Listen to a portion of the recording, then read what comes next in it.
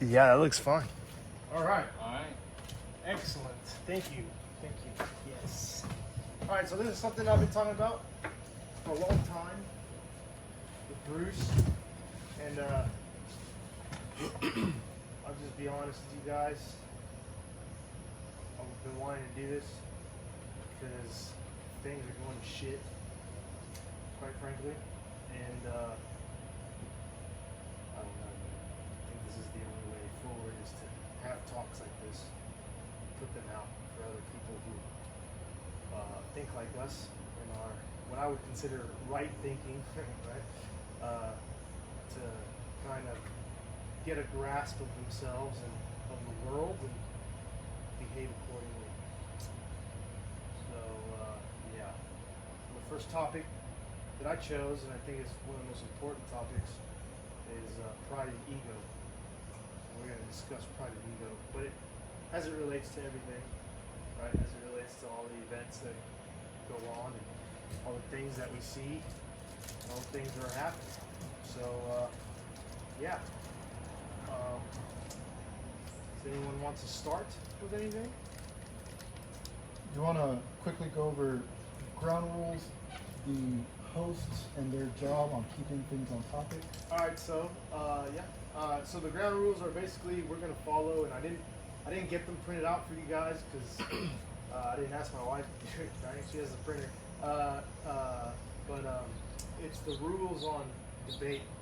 We're gonna follow the classical rules of debate. If we end up getting into debates with each other, and everybody is going to be in charge of making sure that the rules are followed. So it's obviously things like common like ad hominem, the bandwagon, Avoiding logical fallacies. avoiding the logical fallacies, and everybody's going to be in charge of keeping everyone accountable to it. And all the ideas are supposed to be fleshed out to the conclusions.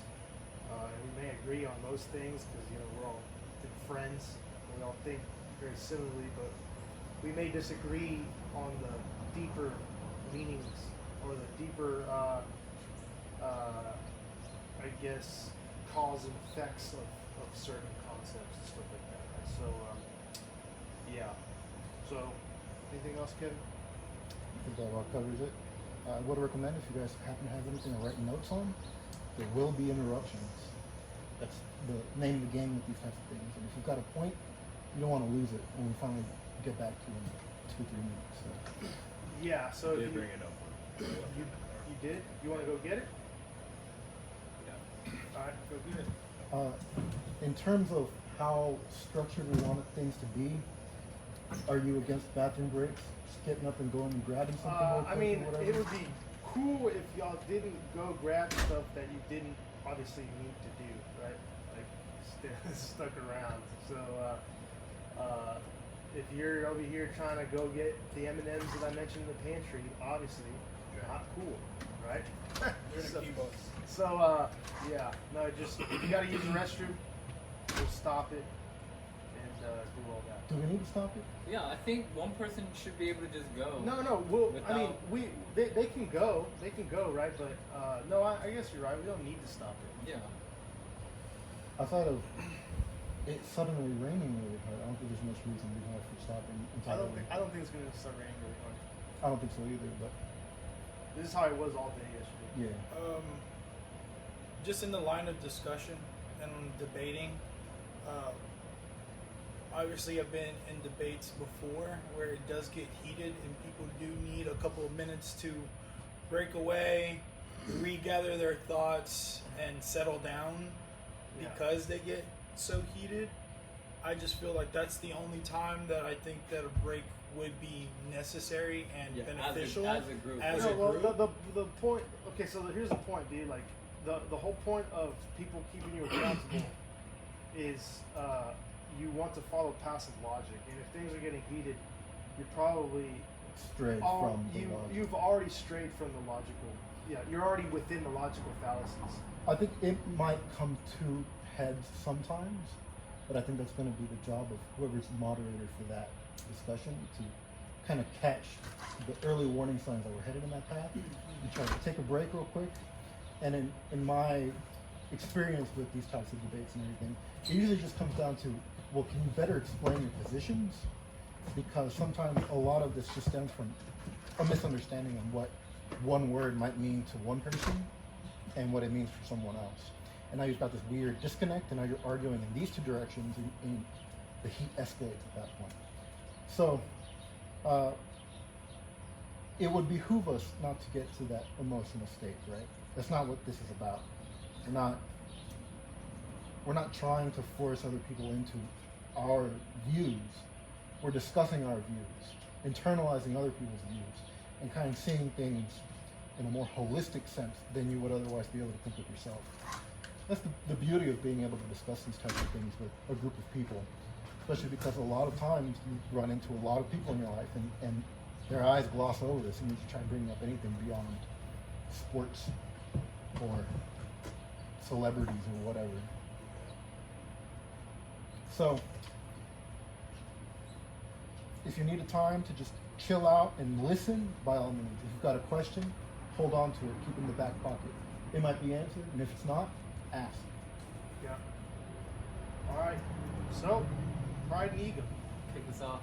All right. This is the first discussion on pride and ego, and the reason why I want to do pride and ego, it'll become apparent, I guess, throughout the discussion. But I really, truthfully believe that it applies in all facets of your life. It applies to all the things that we're observing in the world, and we're going to explore all that. And I especially wanted it to be the first episode to address what Oscar just asked about becoming emotional, especially in a debate. I believe that occurs if you are not in control of your ego, and if you're not in control of your pride. That's generally when that happens. And this is going to be a thing that I want to be doing with the boys, to where we're going to have to leave the ego at the door like a dojo, right? When you go to a boxing, gym, or several people here practice BJJ, when you go there, it's known that you leave your ego at the door, and that's the same thing here. And we're going to discuss why that's an important thing to do. And quite frankly, why not only should you leave your ego at the door, but why you should eliminate your ego altogether, perhaps. So, anyways, does anyone want to add anything or say anything or have any comments?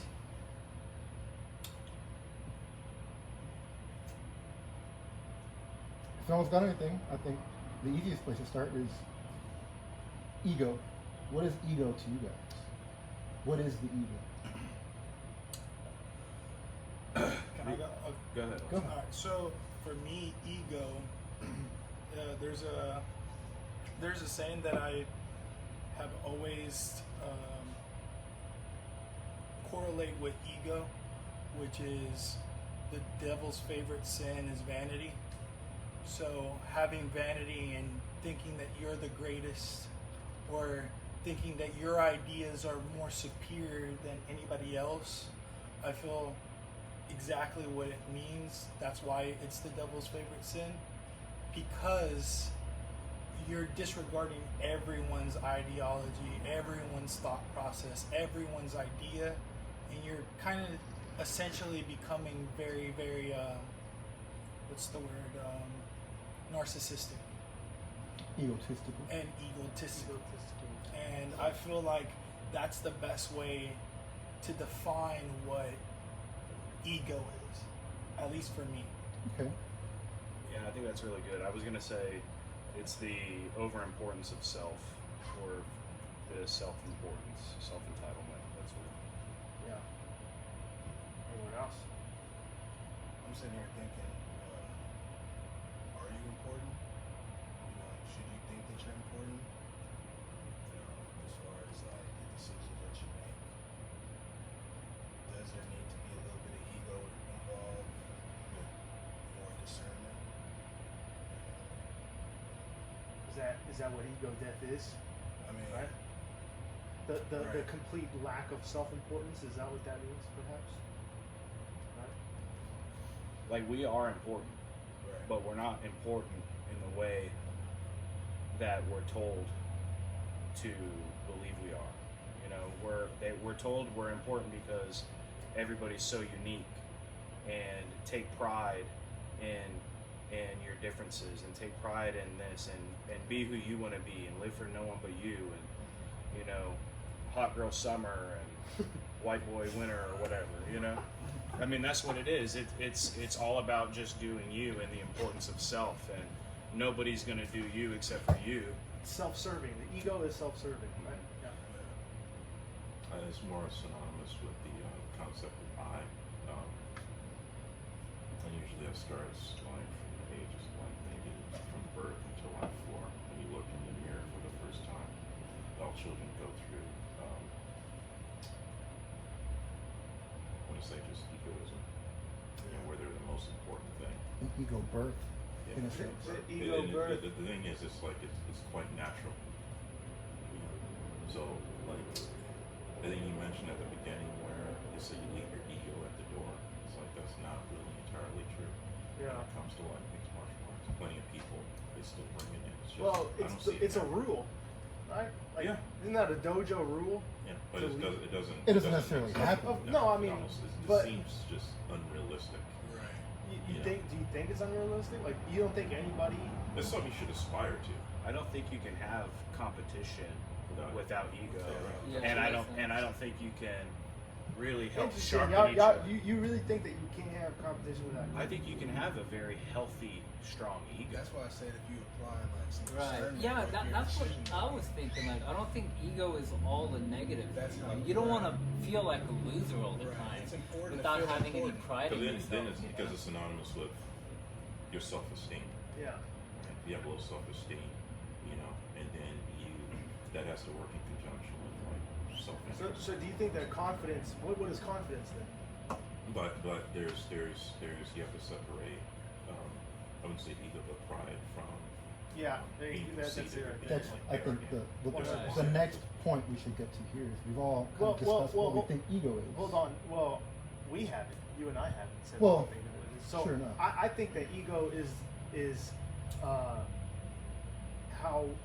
how you evaluate yourself, your self-evaluation, right? And I believe that the ego doesn't do it correctly because it's like Because we're all born sinners. essentially, yeah, because I don't think the ego has discernment. Right. It's like you. I think you have discernment, but your ego doesn't. So Right. therefore, any evaluation that your ego does to yourself, it's not real. It's like not. So I mean, but Really? does the ego evaluate itself, or are your evaluations of yourself what build your ego? Well, I mean, I understand. think it could be a loop. Right. Right. It can loop. That's why it becomes pride. Like And then you- pride builds the ego. Right. Then the ego can, squeeze out more pride, so on and so forth. That's why I ask, what is confidence? Yeah, because So confidence, in my opinion, is not so much the ego looking at itself and evaluating itself as valuable or as capable. Confidence is you having faith in your ability, right. not that you believe that your abilities are super valuable or capable in the sense that they will be able to pass scrutiny. Like you can't trust it, right? Like you go into In a these sense. like maybe these MMA competitions as an example, right, with high ego, and then you break someone's fucking kneecap, and Yeah. now you've given them a fucking limp for the rest of their life because your ego Yeah. maybe got The best. the best of you. Type But of you're shit. saying there are two. It makes it sound like we say you and your ego. Yeah. Almost like they're what do you call them? I think Because it's also how you process experience. I think that there is a you that can evaluate yourself correctly, and then there is the ego which evaluates yourself and tells you an incorrect evaluation. And the reason why I think that is because people who have high egos tend to overestimate their ability.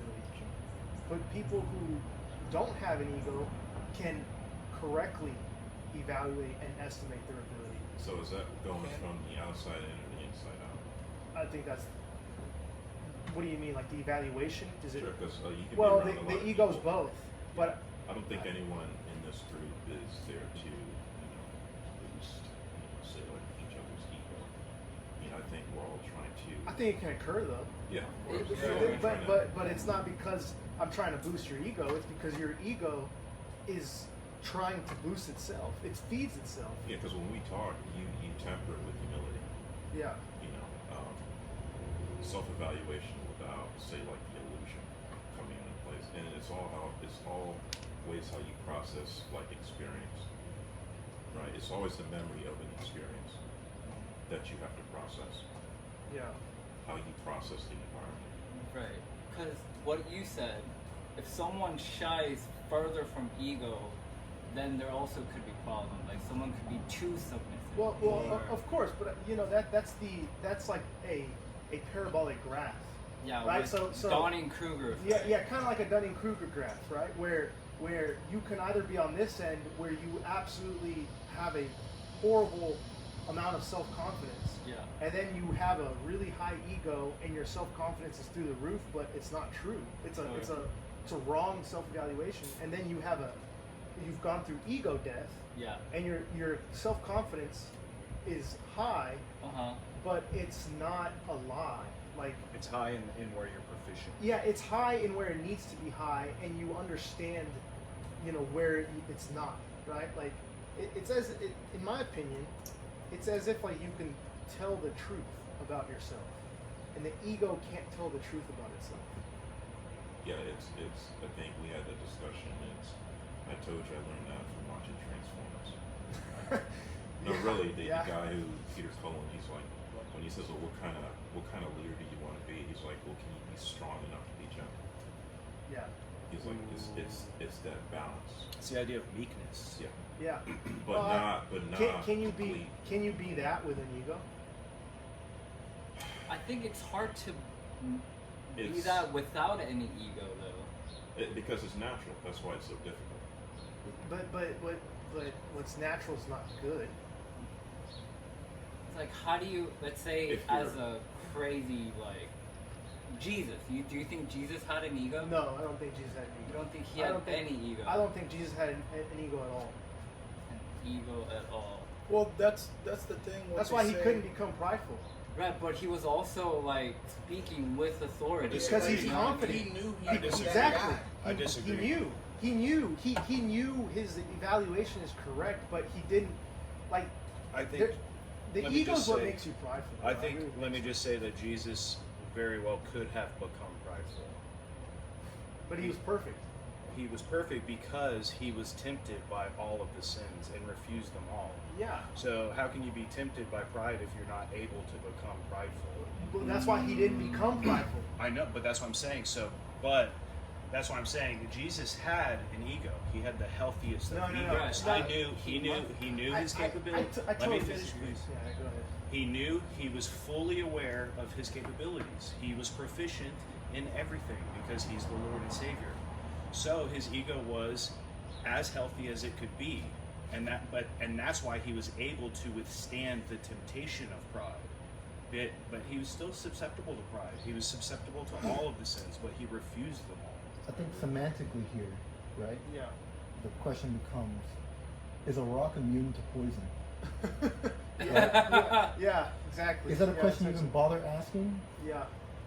Because Yeah. you're not trying to poison a rock. So in this case, the only things that are immune to poison are things that would have otherwise been susceptible. And that immunity is a separate thing than just not being able to complete. So I think it's important to distinguish that. But that's why Jesus aspect is a as well. man, right? I get what he's saying. Like, he couldn't have been tempted, but so just because you've gone through ego death does not mean you can have an ego rebirth, right? I believe that if you don't have an ego, you can still be tempted, you can still be prideful, but your ego has to be birthed again within you, right? That's what the temptation was, right? So he has no ego; he can still be tempted. But the reason why he was not is because he didn't have an ego that would latch onto that. I think saying that Jesus didn't have an ego would mean he didn't self-identify as being the Son of God. He had an ego. He was separate. It's almost like the Trinity is almost three egos in one entity. You know, he is an ego. He is a being, an independent being that is one being. You know, he's one person of one part of oneself, and so he had an ego. There's no doubt. And I think the ego death, I think that's a phrase to counteract the phrase, oh man, his ego's so big, which really just means he's braggadocious, he's overly confident, he's arrogant, right? That's like, oh man, he's got a big ego. But I think everyone has an ego, but if it's tamed and under control, then it is a reflection of the reality of yourself. Yeah. And that's what the ego death is. You still have the ego. It's still there. And it can still be rebirthed and grow out of control. You're always susceptible to the sins. We are never fully cleansed until we're in heaven. We're always doing battle with everything. Well, because that we corrupt us. can't completely kill the ego, but I think a strong ego is a small one, like as That's exactly my diminished point. as it can be. Yeah. A, So a tame control as re- small as real- possible. but it's still there. Of course, because we're humans and we can't, obviously, like Bruce was saying, it's unrealistic to leave the ego at the door because we're people, right? Uh-huh. Like we have an ego, but the whole point is to reduce it into nothing, and which is why Jesus is perfect, Right. because his ego is nothing. Like it's been reduced completely through his, the discipline and stuff like that he has, the qualities, the characteristics of being God or godly. See what I'm saying? I mean, you're saying that you can reduce your ego to the point that it doesn't ever. I mean, you kind of contradicted yourself because you said you can't truly kill it. You can only make it so small to where it's under Yeah. control, which is exactly what I was saying. That's what I'm saying.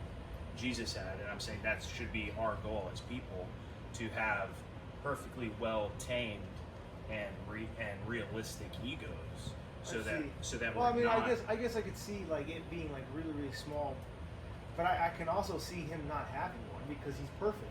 Yeah, I mean, I could see that too, but Right. I'm not really arguing. Like- I guess I was arguing. You My were point. arguing. My point is that he has an ego because he's tempted for it, right? But Yeah. and I say what I mean to say is, where I'm arguing this point about Jesus, but it's kind of deterring away from the greater aspect of our conversation. Oh, of course, but that's why Which I is think what I meant to say by I didn't mean to argue. Well, no, 100%, 100%. So that's why I think like maybe then I can admit that I'm wrong for sure. That must be why he's a human Right. Exactly. Right. because he has the It- ego, but he super controlled it. But the point is, He had prostitutes come up to him get and want rid to of sleep with him. but he didn't. He didn't had succumb all to those it, though. things. He didn't succumb to any of it. He didn't look at any woman lustfully. So was which he is perfect? not to say women weren't trying to get him to do that, right? But he was perfect, right? Like Right. Jesus is perfect. So is perfection? Then I'll go back to what I said. I think perfection is basically not having an ego, because not having an ego makes it so that you can succumb to those things. I think we're saying the same thing. The only difference is that you're saying not having it, and I'm saying having A really small one. a really small, utterly tamed ego. I think here- Because not having an ego is not having any identity of self. Right. No, I don't think that an ego is the only way you can identify yourself. Well, but the identity of self is a requirement for an ego. I think this is where we get back to.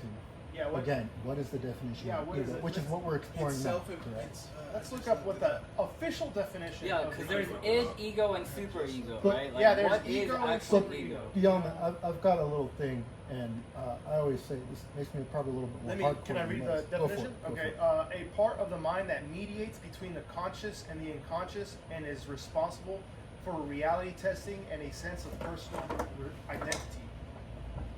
And then in philosophy and metaphysics, a conscious thinking subject. So that would go along with what y'all are saying. which is So- why I'm saying what you gotta. So ego is really me that's battling between good and evil.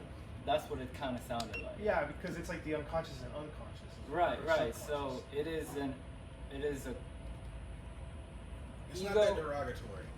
Right, I don't think it's derogatory It's at not all. derogatory. It is what, like, where the human struggle is where ego belongs. So then, if you're perfect, Then Jesus must have had an ego, cause He had a perfectly Perfect tame ego, ego. right, He right. knew exactly who he was. I Right. think There was no falseness in I his can see. Yeah. persona or his. No, I see that now for sure. yeah. I think it's important to have an ego, just like ego should be in your repertoire. But this is the thing. Oh, what's so funny? No, go ahead. I think the reason why ego should be into your repertoire, which it is because it projects you to grow. Because Self-identity part. Yeah. Exactly. Yeah. I think we have to have it to grow, because if you have a small ego, But that's the goal, though. Right? The goal is. But I think Do you need to have? So I guess the question would be like, do you need to have the fall after the pride, right? That's essentially what that kind of sounds like. It might be needed. The for fall most, after. most people. Yeah, it's like someone telling, it's like your mom telling you could be anything.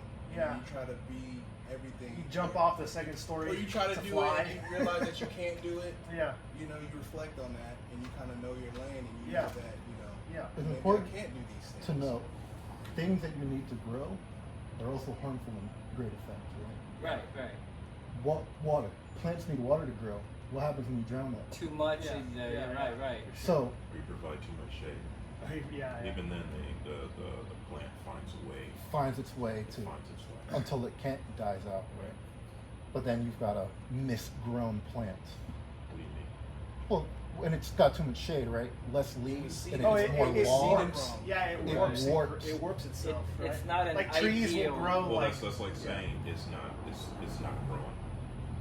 Yeah, it's like education. It's like saying It it's not doesn't- growing correctly. Right. Well, no, it doesn't grow the way you want it to grow.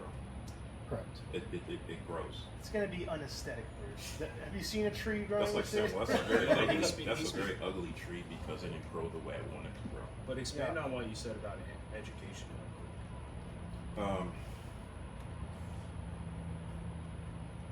Because I was homeschooled, we talked about this. Like my parents didn't believe. I guess it went from generation to generation. You know, when I grew up, my parents didn't believe like in public school because when I'm at home and my parents are teaching me, I'm paying attention. Right? And I'm not. It's I learned German. That's what I'm learning. Math, reading, all those things. And when your parents are watching you, telling you that you had to read something, you literally have to read it and then sit and they'll ask you, what would you learn? Then you have to sit and you have to write. But then when I went to public school, I'm ahead of everyone else. Just in terms of study habits, discipline, whatnot. When did you go to public school? Duffield, Michigan. No, when? How old were you? What grade? Fourth grade. Fourth grade. Okay, still Fourth grade. fairly early on. Still. but old enough to see the differences for Yeah, sure. it's a huge difference. Yeah, Huge difference. So you're saying that public education is the shade we put on our children, and that forces them to grow in a different aspect. Yes and no. Usually it takes one teacher. can see One that, yeah, teacher. for sure. Yeah. That'll. Especially these pedophilic ones, right? hey. Hey, we didn't name any names, Said yes. but we see them out there. Said yes and no. We can't talk about them. So I You thought know that- everything that's going on in schools. For sure. I keep Yeah. thinking about what you said earlier about without the ego, there's no competition, there's no sports. Yeah, that's pretty. I mean, I think it's spot on. That's an like, that's how an do you, interesting. That's very interesting. How do you for sure. compete without What an does it mean ego? to win? Right. Like there is no. Is that, dude? Why are you Victory. Why I mean, are you I'm- even trying to? I'm gonna go there. Is that something that maybe? Is that something that like is actively attempted by? Okay, so I'm on board that you need it, but it needs to be small. or healthy or Right. Healthy, I think, is strong, a better word. whatever the word is. Because I Right? think some people have too small of egos We need and the they neutron. can't. Well, we yeah, need the so, like- neutron star. So like we the neutron dense. Dense. Density. Yeah. So one of the things that because we're trying to define it like objective. yeah. That's the issue. Well, one of the things that me and Kevin talks about, and especially because as it relates to pride, is that there's a like a grid, and so the grid would be low ego, high confidence, high ego, high confidence, low ego, low confidence, and then low ego, high confidence. And that whenever you're in the spectrum or whichever grid you fall in, you will have characteristics. So like obviously low ego, low confidence is low self-esteem, Right. right? And then low, which one is it? Low or high ego, high confidence turns into pride, right? And then Low ego, high confidence. high ego, High high ego, confidence turns into pride, and then high ego, low confidence might be shame, right? And then high ego, low confidence. That was shame. That was shame. Yeah. High ego, low confidence is shame, and So then Low ego, high confidence is where you want it to be. low ego, Right. high confidence Right. is what is ideal. Right. It's Jesus. That's why I was like, I Basically. kind of lean towards that. Yeah. I Yeah. support like low ego, high confidence, but I can definitely see in the past, like I was definitely high ego, low confidence. For instance. Did you masquerade as if you had? See, because that's what happens a lot is that people will masquerade with confidence. But That's it- pride. but That's what turns into it- pride. Yeah, and Yeah. it's a false. It's Yeah. because you have no true sense of self. And it trying might- to be these fake. That things. also might be because of shame, Yeah, yeah. right? They're ashamed of who they are, therefore they project a high confidence. Or they conform to what others like and they don't really like it, and it messes with their true sense of identity. And, Yeah. and that messes with the ego in ways that not necessarily like being overly confident does. Yeah. The ego it's not as black and white as like, oh, you're a prick or you're humble. Like Yeah. I feel it is Yeah, the word it's for that- your self identity. It's the parabola. It's, Right. yeah, I mean, it's It's that connected. parabola. It's connected. You can't. Yeah. Like but your ego can be like shattered. I mean, you could be depressed and down in the dumps. You know Yeah. what I mean? And you could have a very high like emotionally intelligent awareness of that about yourself. So you can have your ego can be strong, but it's not healthy. Yeah. So and that's why I think there's a difference in like there's different types of unhealthy egos. There's different ways people's egos are corrupted. It's not just pride. Yeah. It's other ways. Yeah, low self-esteem, right? Right. Yeah. Which is, I think that's one of the things. Ted, do you want to move the camera up? A lot of Just people right are now. suffering. I think it's all right. It's tilted so Okay. that nothing can get on I it. just can't see. Yeah. So As I'm listening to y'all speak and talk about it, I feel like ego, for example, is an evolution to oneself too. Because like you said, like I can identify that there's one time that I had high ego, low self-esteem, or low confidence, you know? Yeah. Or there's one time that, you know, I had to figure out like what levels I should be in my ego. You know, what is the correct like level of ego that I need to be in life? So, but okay. So, is it the ego? Is it the ego that corrects itself? I think ego would, because that's The the reflection, yeah. For Right. Sure. Because Right. because when I It's did either it, internal or external, right? uh, Like it Break gets that down. corrected. Okay, so it either gets corrected because you either self-reflect and come to terms with your deficiencies, right? Or in the case of martial arts, you get your ass kicked. yeah. Yeah, but even Even then, you could get beat by the same move, and people are in the gym, and it does this all the time. I've trained with people 5 years that I can do the same move against them every single time because they're never self-reflective of what is happening to them. Is that because And they'll- of pride? Is that because of pride? It's Probably- probably it because probably of is. High confidence. So ego High doesn't go away confidence. once you cross the But it's not. once you're in the gym. Oh, what did you say, Bruce? But like you said, I mean, one good way is shame.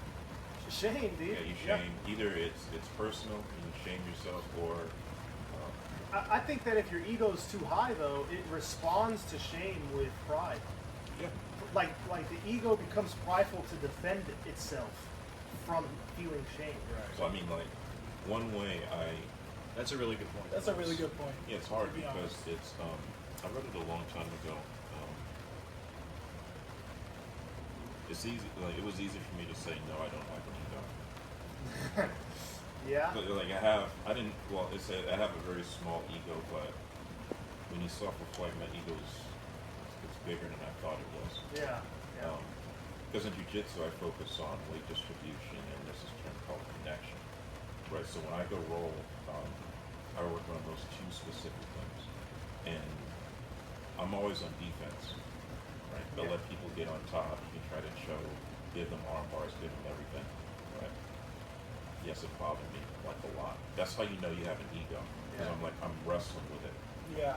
You know, especially when I give someone my arm and a couple people pop my arm, and I'm like really, really upset. And then I'm like, you know, I'm giving this stuff to you.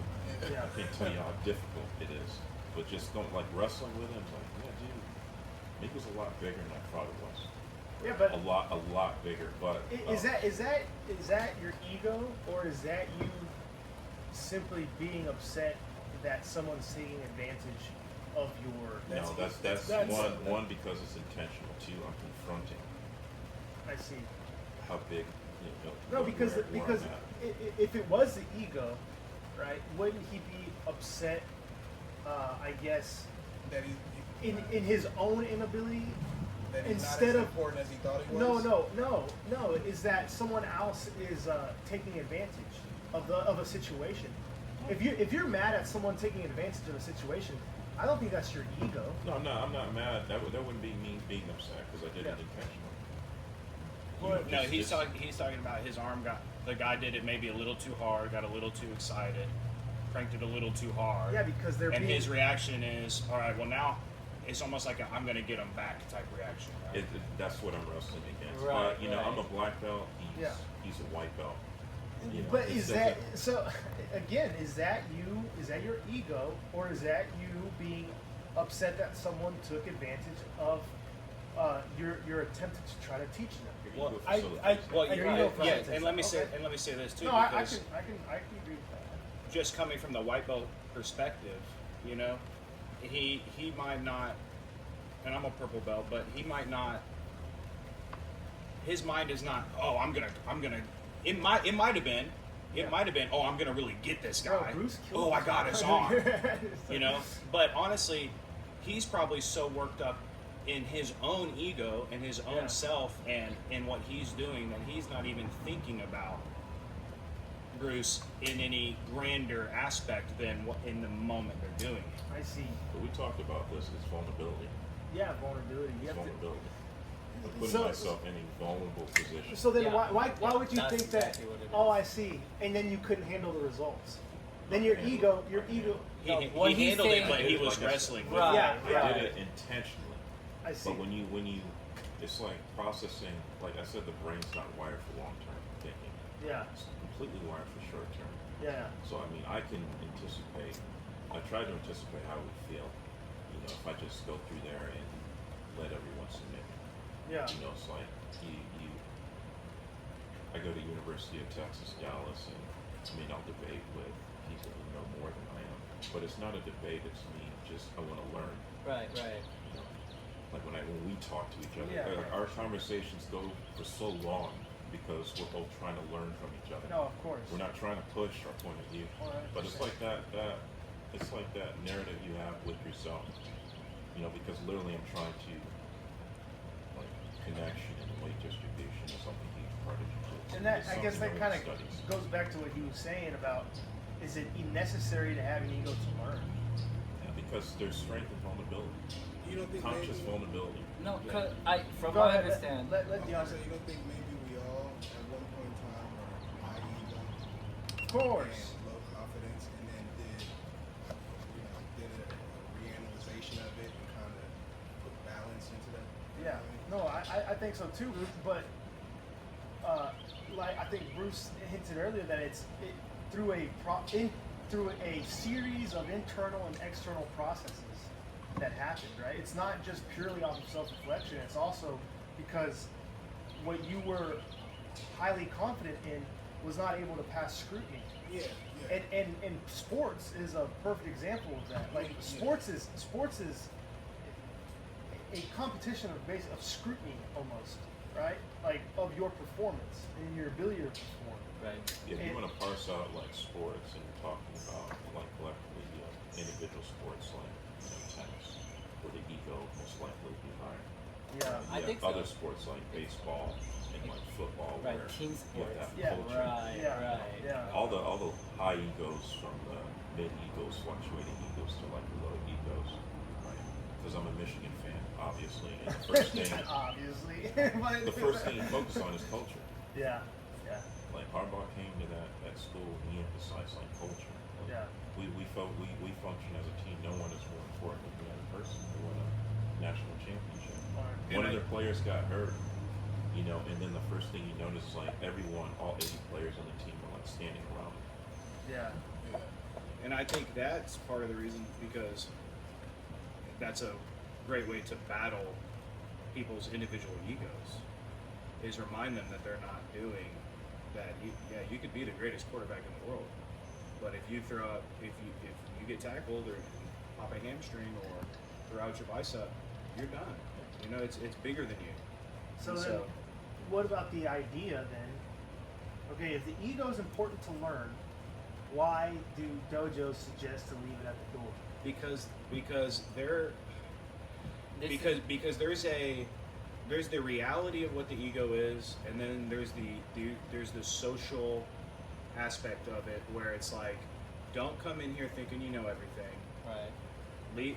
You're coming into this school because you want to learn, so have that mindset. That's You'll what that's learn about, better. and you'll Right. learn better. That's what Right. that's I about. think If your It's ego not is, about- is small or non-existent, But it's not about going in and then being a good competitor, because then once you have been on the mats for 5 years, now you have an ego about your skills and about your techniques, and it's probably very well refined to the point where you can just look at your training partners and know my skill set here beats their skill set there, but it doesn't beat this person here.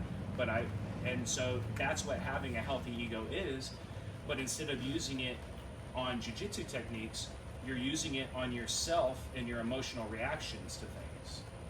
And when you can truly understand your emotional reactions and harness them, like Bruce was saying, he felt and wrestled with these things, but he didn't succumb to them Yeah. because he has a healthy and in-check ego. But he realized that his ego and the dangerous parts of his ego there. were tucked away. he basically And had they to were wrestle hiding. with it more than what he thought he would, right? Exactly. Essentially. You basically just get your ass whooped. Yeah.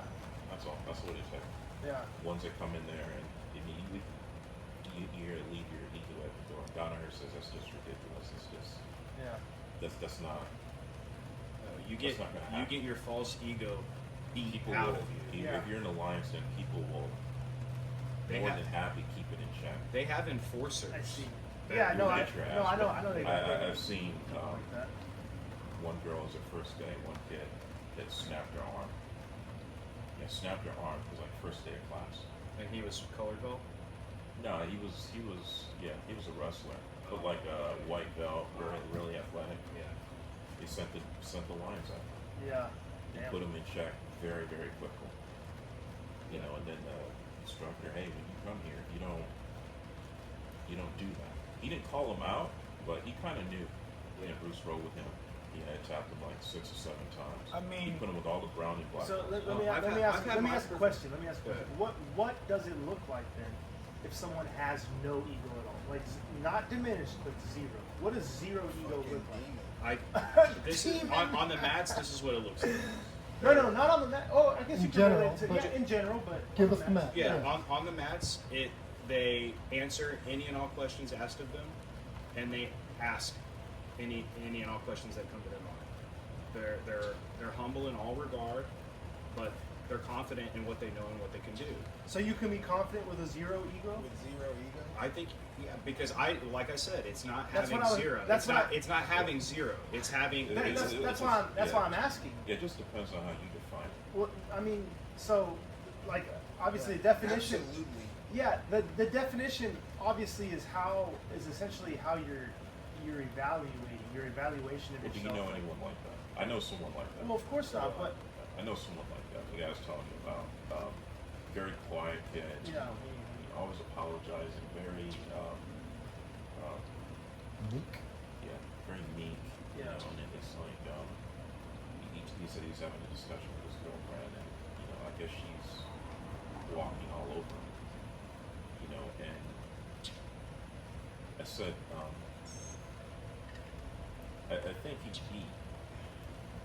I see him the next day, and he's a little bit more sad than usual. Usually he'll come up and say, "Oh, hey, how's everything going?" I said, "Oh, I kind of broke up with my girlfriend." yeah. So, and I had actually assumed, oh, it must have been somebody else. He's like, no, I left. Oh, you left? Yeah, I got tired of it, because I have morals. And it's just, the tonality in his voice is like, I have morals. It's like, I'm not going to do that anymore.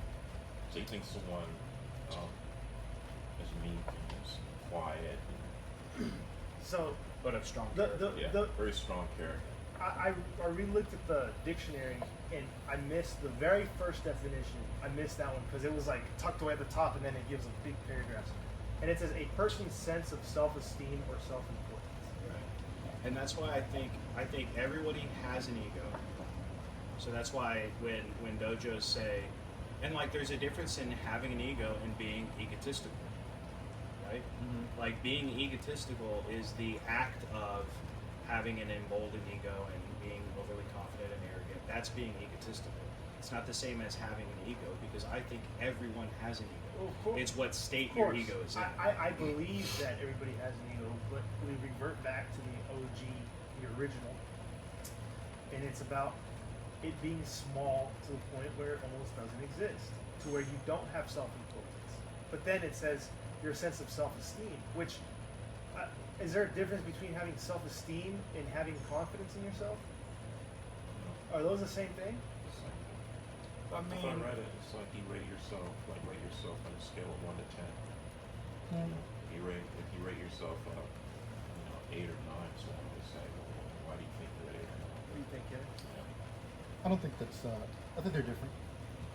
If you ask someone who's held in high esteem versus whether or not you have confidence in them, I think that's two completely different things, right? You can hold someone in high esteem. They know their shit about X, Y, and Z. I hold them in high esteem for that. Would you have confidence to trust them with a specific thing, not related to those things, or related to those things, but something else? And it's An impossible task. it comes down to self-confidence isn't the same as self-esteem. You could be confident in yourself, but know that I have enough confidence in myself to say that I'm not confident to do this thing, which is separate from saying I hold myself to a certain self-esteem, so I won't let others trample me in a specific way. I think that more leads into self-esteem. They're definitely pretty nicely meshed, right? But I think they are separate. I just don't. entities. I just don't know anymore. Like to the original question, I just don't know if Jesus had an ego or not. Like now, after the discussion, at first I would have said no, and then after discussing, I see why the flaw of being a man, why it was important for him to be a man, to have the flaws of man. Therefore, he had some ego. Well, obviously, it was very small because he went through those temptations and he was able to battle them. Right. You know what I mean? So I see that, but is perfection then not having it? Is that what perfection would be? Let me posit this, right? Because it's a very good question, but I say back up a step and ask yourself, can man be perfect? No, of No. course not. But you aspire to. You aspire to. That's the Right. whole point Correct. of like theosis, right? So if perfection is complete and 100% ego death, can we be perfect in that sense? In that sense, I think so, dude. I think I don't think so. I think that if You you won't have live long enough. you don't That's You won't live accountable. on Yo, that's Yeah, that's deep pretty, right pretty, there. That's pretty interesting for sure. So no like, one if, knows how long they're going to live. And I think if you did, and you were striving for perfection, I still don't think you'd get there. That was a. I don't believe that you can reach perfection, obviously. Right. It But just if you seems do, if you unrealistic. do have the ego death, if you do have an ego death, I think in the things that such as learning, for example, I believe that you would be a perfect learner if you had zero ego. You would have the right attitude Right? about You'd- learning. Yeah, the and not right only that- attitude about Yeah, the learning. right attitude about it. Not only that, like so, and like one of the commandments is upholding obligation or honor your mother and father, which Yeah. means to uphold your obligation. I think that the reason why you fail at that is mainly because of an ego. If you had no ego at all, I think that you would fulfill that commandment perfectly. And all the other ones as well. I like all the commandments. I believe I feel are like- due to a large ego. You fail them from a large ego. Let me get to this. What is the difference between ego and pride? So I feel like a lot of problems I'm thinking is because of pride. So not that's necessarily ego. That's the large ego, large confidence. Because for me, it's like ego is the struggle between like how am I gonna act? You know, like my mind is telling me one thing, my body is telling me other, and ego is in the middle trying to like decide which way I should go. That's how I'm looking at it from the definition that was given to us earlier. Yeah, it is our sentience. Right. So, but pride, What is that? Conscious. Our consciousness. right? I think Yeah, like you said, I mean, I can't discuss these without understanding what's going on in the head and the faculties of the brain that the hippocampus stores all your memories. So when you talk about struggle, it's you're filtering through like your experiences or the memory of those experiences. That's why it's so difficult because that influences a lot of your behavior. You know, the amygdala, you know, the dopamine centers in your brain for like pleasure seeking and whatnot. All those things, all those fluids in your head is what's influencing your behavior. I see. So, I haven't given my definition of ego yet. Yeah, I mean, it's Go ahead. you can read it and Well, yeah. But no, I wanted to hear a little bit more about what you guys have to say. 'cause That's I not was still fair. trying to That's formulate. cheating. I mean, the conversation took its place, right? But I think the best way to frame it, in the way I'm seeing it at least, was pretty good with what you brought up about a child learning the sense of self. It's a very interesting topic. There's a book I read before called A is for Ox about what is it? A is for Ox. Okay. It's a book about oral cultures. Oral cultures? Oral cultures, older, tribalistic, nothing written, right? Before literacy came into being. There's a long A. Yeah. Yeah. You got it. Crafty. I like that. Hey, Evan's on it enough. But That's why he's here. the idea there was kind of this argument that before literacy, the sense of the self was very diminished. They were very much part of a tribe and not individuals in this community. yeah. And when literacy comes in, that ability to self-reflect, to write and to read to yourself, right? Communication is no longer something you do with people. It can be something you pick up and read. The sense of self kind of becomes its own entity in a way. And I think it's interesting because children are born without the sense of self, without that ego. They're born in a purely oral kind of tradition. When they're first born, they don't discern the difference between themselves and their mother.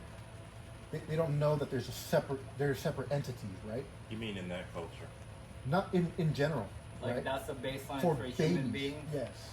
You're saying Oh, the I baby, can definitely see that. Because baby they go from and a being mom is like one until It's told one. otherwise. Or, Until Until they it start realizes. developing. Say it again. Until it becomes real. When a baby is first born, Yeah. it doesn't discern the difference. It doesn't know that it is its own entity aside from Right. its mother, Okay. right? It's Right. there's right, no right. conceptualization there for the self. No concept of I. Exactly. And so, as a young child, you develop that sense of I. And ego birth, I think, is a really nice way of putting it. Yes. Until you have that ego, and there's a really nice little thing where you can test a child to know if they've learned the concept of privileged knowledge. Basically, we told them a short story, and basically, it's something along the lines of, Carlos put a ball in a cup in front of Oscar, and then Oscar left, and then Carlos moved the ball into a different cup. Whenever Oscar comes back, which cup is he going to look inside to find out where the ball is? And a child that doesn't understand what privileged knowledge is they're going to say it's the cup with the ball in it, because they don't have the concept yet that Oscar doesn't know. An object permanence. Beyond object permanence, it's you only know what you know, and now you've developed the ability to know that other people might not know. Right. They think because they know what That's just what it where is. that's just where it is, and that's where he's going to look for. So that's kind of the introduction, the building into what is ego birth. And that's a really good point, Kevin, because that's a really big aspect of when we get into the societal problems and the cultural norms. A lot of it comes from my way or the highway. We know what's right. You have to think what we think, because if you don't think the way we think, you're a bigot or XYZ, enter slur here, And so that's because of these gigantic egos, and they think, how could anybody possibly think different than I do? Okay, so this is something that I agree that could be why, but I will also say that it can also be because their ego is so small that they're trying to force you to agree with some bullshit to make their ego grow, because now they have Now they're right. someone that agrees with them. I think and that- therefore that grows their ego. I think that happens on the peon level. I think the people that don't really understand, that they just read the headlines, they make the comments, they go stand in the square and yell at people and don't know anything. That's what they're doing. They have no sense of ego, self. yeah. They're not healthy. They're striving to be a part of something righteous. So then they latch on to these movements and these other things, but they don't truly understand them. This basically proves that having low ego or super high ego are both, right? Problematic. Yeah, they're it can both be problematic. There's a healthy line You somewhere. have to have a healthy ego. So, That's the reason why we're having these discussions, absolutely. right? That's the reason why a group of men are sitting down, gathering our thoughts, explaining, because we don't want to have a high ego and we don't want to have a low ego either. You wanna find that we want to find that right spot. correct balance. Well, What does it mean to be healthy? Yeah, exactly. And That's the question. And let me just take a step too, because we're talking about ego and pride. We all know about the pride trademark, pride, right? Yeah, Sure. yeah. And everything they're all about, and that's part of what it is. And You getting rained on? and that's No, I'm why good. that's why pronouns are such a big thing, right? Because they're saying, I'm different, I'm unique, and you have to validate that in me, because that's what I believe, and it's true, because I believe it, and you have to validate it. That's really what it is. Is that because of a high ego or a low ego? I think it's because of a low ego. It's because they don't have confidence in any abilities. They have no abilities. They're not well thought. They latch on to these minor base level thoughts, Yeah. and then they say, "Oh, but I'm actually special because I'm the only enter new 3-letter alphabet soup, Zerzim, whatever you want to call me. I'm that now, and I'm special. That's what that is, and it is a Right. self-inflation to make sure that So everyone that's the else low knows. ego, high confidence. I think so, yeah, because It's mental they're illness. demanding validation from other people to Right. to say, hey, I am this person. Right. you know, I or am special. Right. I am the only Zer in. Everybody will call me that. Sir.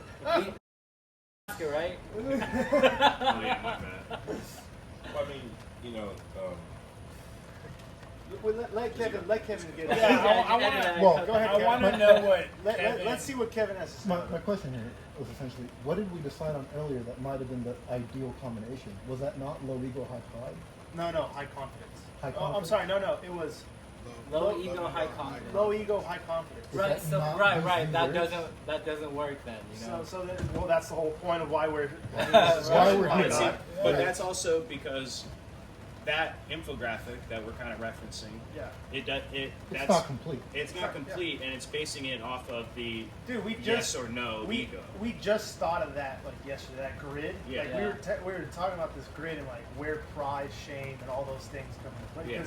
Because I think pride and shame, and that's why I said ego and pride. I think that pride and shame are very. Like they're They're- intermingled. You know. They're one and the related, same but there's like a thing, very right? fine line between pride and shame. Yeah. People who are very prideful, it's very difficult. It's very easy for them to feel ashamed, Right, which right, then stimulates more pride to build up in defense of that shame. You know what I mean? Yeah. Like I said earlier, so it just kind of like starts to turn into a monster. It becomes a monster, bro. Yeah. And I think that what happens is, on the case of people trying to force others to accept them, the reason why pride results in that is because there is no valuable scrutiny that they're passing, that it's passing, right? Whenever you scrutinize things and they're not valuable and they fail the scrutiny, a prideful person will respond to that with more and more pride, and then try to convince you that it should pass scrutiny, right? That Right. this is something that should pass your scrutiny, and you better believe it, because they absolutely 100% do not want to feel shame at all. You know what I mean? So, And you were saying, and I agree with this even if you didn't say it, but that shame is necessary for growth, yeah, right? And it feeds change. yeah, I mean, the reason I went on my initial weight loss journey, dude, is because I was shameful at the weight I was at, you know. And and I had a friend, or he was more of an acquaintance, but he was a friend, and he meant it out of the goodness of his heart. But he was basically just, one day we were just chilling, and he was like, "Hey man, you need to lose weight. You need to start working out." And I was like, "Dude, leave me alone." Like, yeah. we're about to play World of Warcraft for 12 hours, bro. Like, this is not the time to bring up how big I am. You know what I mean? Yeah. And I was like, all right, yeah, dude, I hear you. Like, all right, whatever. And he just went on and went on. I, of course, knew I was massively overweight, right? Of You didn't want course to I knew. accept it, or what? No. I mean, I wanted to ignore it, right? I wanted to ignore the shame. I accepted it. I'm not gonna lie to myself at that point, but I ignored the shame, which didn't have me do anything about it. But He poked me to the point that I blew up on him. I was screaming at him in the parking lot of the apartment complex, like basically wanting to ruin his face. I was blood red angry. yeah, That was like one of the moments where I was like, oh, I can't ignore that anymore. I know I'm unhealthy. I need to do something about it. I can't, because he's right. I just didn't want to hear it. Yeah. And that's what I even told him. I'm like, look, dude, I get it. But we're literally about to play video games all day. Like, please leave me alone about it. But it was that shame that encouraged me to not no longer feel it. yeah. And that's why it's like fat shaming works. Like when your friend starts to get a little pudgy, you poke fun at him a little Right, bit. right. It'll happen regardless because the doctor tell you there's a good place to sell about lying immoral in public life. Yeah. And a good section on it is like doctors relate to their patients. Hey, you're gonna die. Because Is that the ultimate shame? That death is going to be a result of no, but I What mean you're doing? it's like the brain's a self-defense mechanism. yeah. Your brain is designed to protect It's itself. definitely a motivating Well, factor. now doctors will just write you Ozempic. It's a bully. Yeah. Or just treat the symptoms and let it go on. Well, your doctor's Totally gonna does. tell you. Well, so is that treating of the symptoms? Is that just kind of Ozempic isn't treating of the symptoms. It's carpet bombing the whole no, well, village. I'm just saying what Jay just said, Yeah. right? It's Well- treating of the symptoms. So like, it's treating of the symptoms. Is that essentially like that? Is a really good like I don't know analogy of like doing anything possible to Get them coming back. keep the ego fat, Right. but not recognizing that. it's- Right, not solving Right. the actual issue, Yeah. but Sorry, kid. Yeah, Your hands touched it though. So. You trying to throw it at my neighbor? Football rules, he should have caught it. Football rules. Yeah. So, yeah, treating the symptoms. Let me see that. Well, then, two then different pages. this brings up something because a little bit about my past. Then, what was the? Because I'm very thankful. As you know, I do jiu-jitsu as well, and when I first started doing my jiu-jitsu journey, I didn't think that I had an ego. I didn't think that I had these things. It took one of my professors to tell Jevin. I remember Jevin destroyed me Yeah. in a roll, and literally The hardest after I had ever rolled the against him. hardest that somebody has ever because won me. because I was rolling with Oscar and I had my professor making eye contact with me, going, pick it up, Yeah. harder, teach him, Yeah. because he was having an attitude on the mats, Yeah. because he thought he shouldn't be, people smaller than him were tapping him out and all these different things. It's worse when emotions start. Yeah. That's when it comes out. Where you feel like, hey, I should be promoted ahead of that guy, or Wow. I should have my I belt. can imagine, dude. Yeah. Everyone's getting blue and you're still got white or something. Imagine. But what I'm trying to say is like, then what essentially, like, that was the death of my ego. I would say that was A the reduction start of your Temporary. ego. I Yeah. think that was the realization that something needed to be done And about you it. need to carry that everywhere, right? Like, Right. it doesn't just need to apply. Like, you have to apply that. And I think that martial arts, in particular, they're just such a great way that analogizes, like, if that's even a word, everything in your life, right? Because the way that your ego diminished needs to be across everything, just general, not just in the mats, not just in the dojo. Well, one thing that martial arts does for certain is it strengthens the tie between mind and body.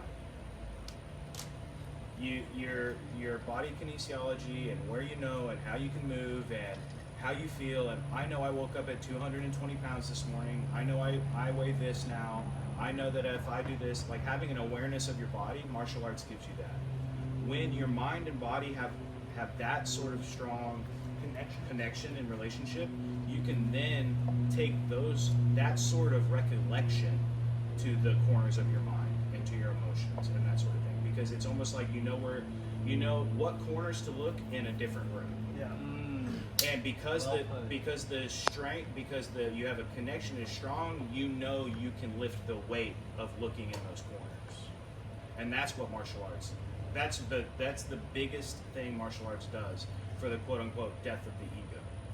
Well, one thing that I guess martial arts has an advantage over other things, so like ideologies, right? In martial arts, your ego is tied, like you said, to your physicalness, and therefore your physicalness's ability to perform tempers the ego. How does that relate to an ideology? Right? If you hold an ideology and there's no physical scrutiny, right, which would be rolling, which is physical scrutiny, and there's no type of scrutiny in that way, how can an ideology then be used, and how can it be scrutinized in order to temper the ego behind the ideology? Well, that's exactly what we're doing. right. Yeah, well, that's by what we're talking, testing. right? By But- talking it out. But that's right, what exactly. we are doing. Right. I mean, Yes, but but- I think that but- is also the But that's symbol. not but what's how many being people done. don't train martial arts? Yeah. I mean, people will know they're overweight forever, and you talk about this all the time, unless they want to make the change. Yeah. Unless they know the corners to look and the rooms to look in, Yeah. they're not going to make the Well, change. it's interest. That's what I would say. It's interest. But even beyond interest, I mean, you can have the interest to change, but you might not have any capability, or you might not know where to start. So you have to have a certain level. You have to have a certain knowledge too. Yeah. Because people can want to change. Everybody wants to change. Right. Yeah. The interest is always there. That's why Ozempic exists. Yeah. Everybody wants to change. Nobody wants to do the work of going into the dark rooms, looking at the things you're shameful about and making the changes. You No, know why it's absolutely. hard? Because there's no incentive to do that. Yeah, and the incentive is the goal of self improvement, See, right? I think But- it's beyond no incentive. So- There's an active disincentive. Yeah, there's Right. an active disincentive. Yeah, For yeah, it's example, really well put. what this conversation made me think of is like, imagine somebody, a guy who's like super attractive that can have any girlfriend that he wants. What takes the incentive away from him for cheating when he can have anything he wants because he knows that he's super attractive? Well, what it should be, ideally, is the scrutiny of the men around him. You mean like Marcus Aurelius? Like, yeah, Marcus The Aurelius. wealthiest man could have anything he wanted. Yeah, but he didn't. He opted not to. He opted not to. What does that say about his ego? Was it small? It was healthy. It was, It was yeah, healthy. the most Probably. It was as good as it could be in that position, right? Yeah, and he walked. I think when he was walking somewhere. I forgot the name of the philosopher, but he was destitute, didn't have anything, you know. And everyone told Marcus Aurelius about this guy, and he sees him, and he's like lying down. He's like, "Oh, I heard you're, so and so." He's like, "Yeah, could you get out of my shade, please?" You know, and he's like, "So are you happy with that?" And I'm like, "Nothing. I'm fine. I don't need anything." I'm perfectly fine. I think that just influenced him. And when he went back, all the world, all the wealth, all the riches, all the women coming at him. That was good of his father, right? Or his uncle. I think it was his uncle. Marcus Aurelius' uncle was the one that fathered him and taught him to be stoic. Taught him the Stoic philosophy. If I remember correctly, I could be wrong. So that goes back to literally like why we're having this. Yes. Like which is wonderful because it just goes back to why men, women, or anybody needs a group to keep everyone in check. Yeah. And the correct people. You should And be held under to scrutiny. this, yeah, you should be held to the standard that that is healthy. It's iron sharpens iron, Yeah. and tempered steel is stronger. That's why you gotta make sure that it's iron that's doing the truck. You know what I mean, right? So like, and why your friend group, as you become a more valuable member of society, like a rightful valuable member of society, your friend group diminishes, and you end up tending towards other valuable members, right? And I think that's the most important thing. It's not because you're trying to, greatness influences greatness in so much as how much the greatness is scrutinizing the other greatness to influence it, right? And that's the whole point of why it's important that you kind of expunge from your life people who would scrutinize you incorrectly, who are not valuable themselves, like your friend that you said that you no longer are a friend who, and that happens to a lot of people who are really overweight, who will tell other people who are overweight that they're overweight, while they themselves are not, right? It's like, what's happening here? You know what I mean?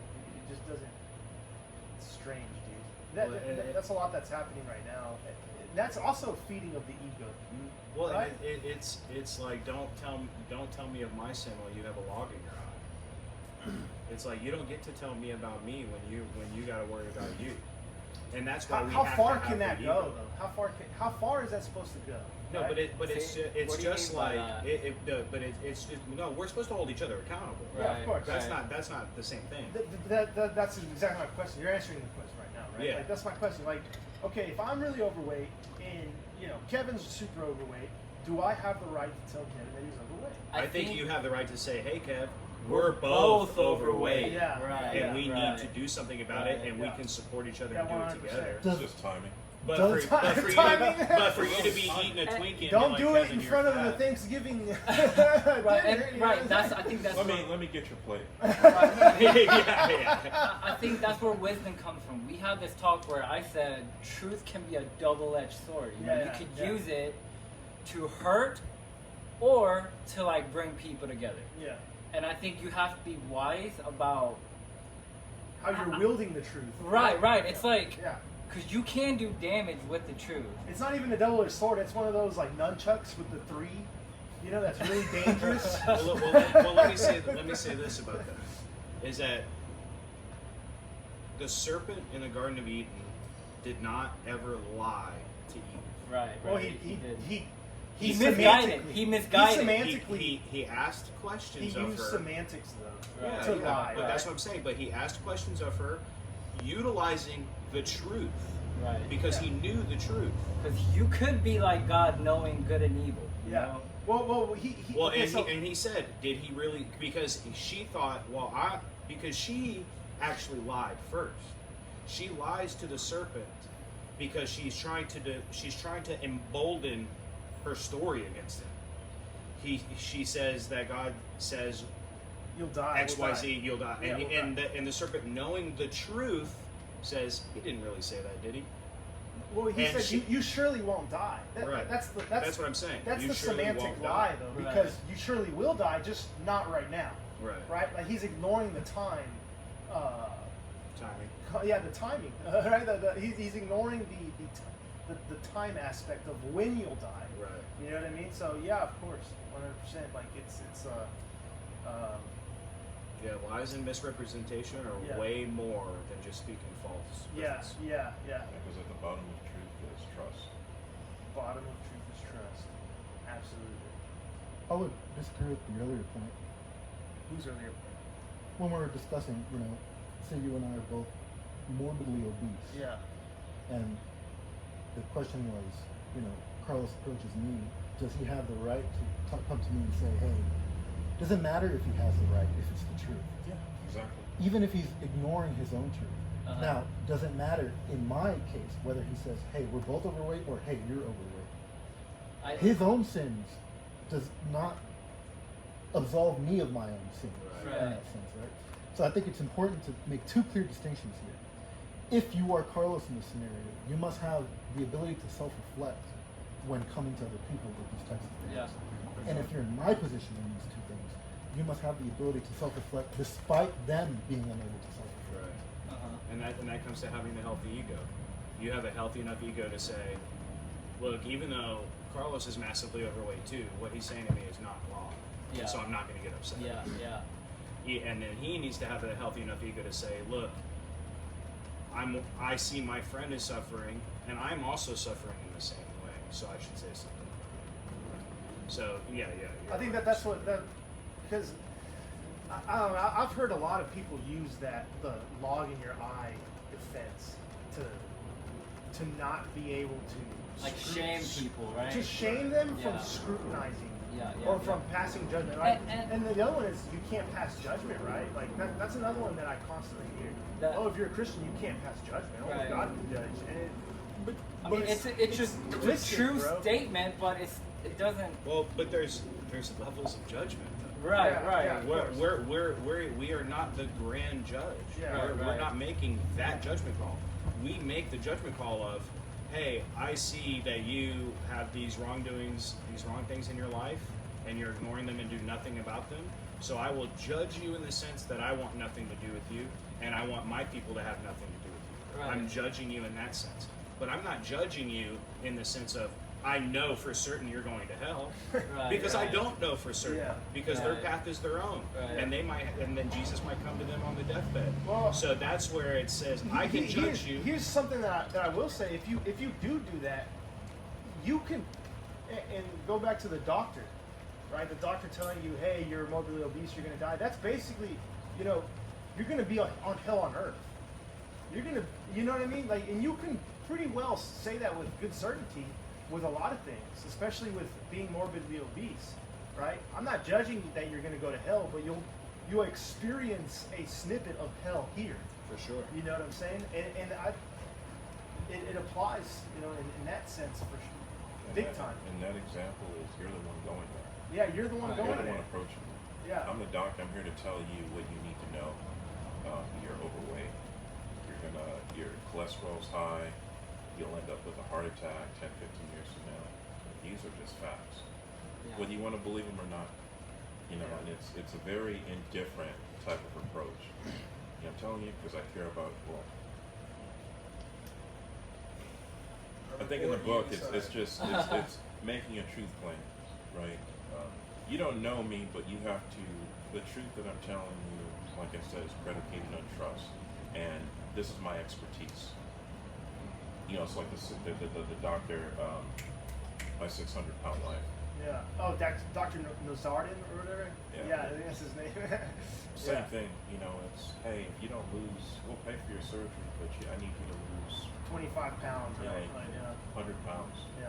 Comes back, she lost like 60. Okay, but you and she's happy. I'm glad you're happy, but you still need another 40 pounds. You know, and you're watching it. He's like, isn't he kind of, you know, like cold? He's like, no, I'm a doctor. And the thing is, what you don't see is, you know, this is a free surgery. Yeah, I actually care. I want you to, you know, have a better life, live a better life. You know, but when you look at his approaches, I don't care whether you like it or not. Like you two, like you're overweight and he's overweight, and you're telling him it's like being a hypocrite. How can you tell me that I'm overweight? Look at you. Yeah. Is that a hypocrite? That's could be a form of No, hypocrisy there's for no sure. there's no reflection. That's the What are the I guess what makes it? Parameters. Yeah. What are the parameters? Of hypocrisy? Yeah, for it to be a hypocrite. you pay attention to someone else's crime and not your own. Well, Well, what if ignoring what if That's the riddle of the mirror. You know, when you look at the mirror long enough and see if you like what you see. Just stare at yourself for the longest time. What? I just thought the kiss on the lips mirror. Oh wow. You got I think intentions are pretty important. The when Tyson you're- effect or whatever. when you're passing scrutiny on, like, I think it's easier for a doctor to give those advice because they come from like a place of authority, and you're telling them like, hey, this is how you should do it. Like as far as like advising among friends, I think intention is really important. Yeah, I think that I don't think it's not just intention. I also think that it's like the goal of the giver and the recipient, It's like right? Because what if it's a super fat doctor telling you that you're overweight? or someone with gingivitis working on your teeth. Yeah, so it's gingivitis working on your teeth. You're the one that's seeking to get better, right? So it's like the recipient is trying to be better, The right? question is So like If you're actively seeking. if you're actively seeking You're to get seeking, better, right. so that doesn't make the doctor a hypocrite, no, right? Because you're the one trying to get better. So You're there. and you find this a lot with like unruly teenagers who talk back to their parents. Well, you did it, right? Like you're the one that you did it too when you were my age, and therefore it puts the parents in a position to where they kind of have to defend hypocrisy, right? But at the same time, it's like obviously we know it's not hypocrisy, right? Right. We know it's not. However, that's why we have to ask, like we have to put it into words. Why is that not hypocrisy? What are the parameters that make that not hypocrisy?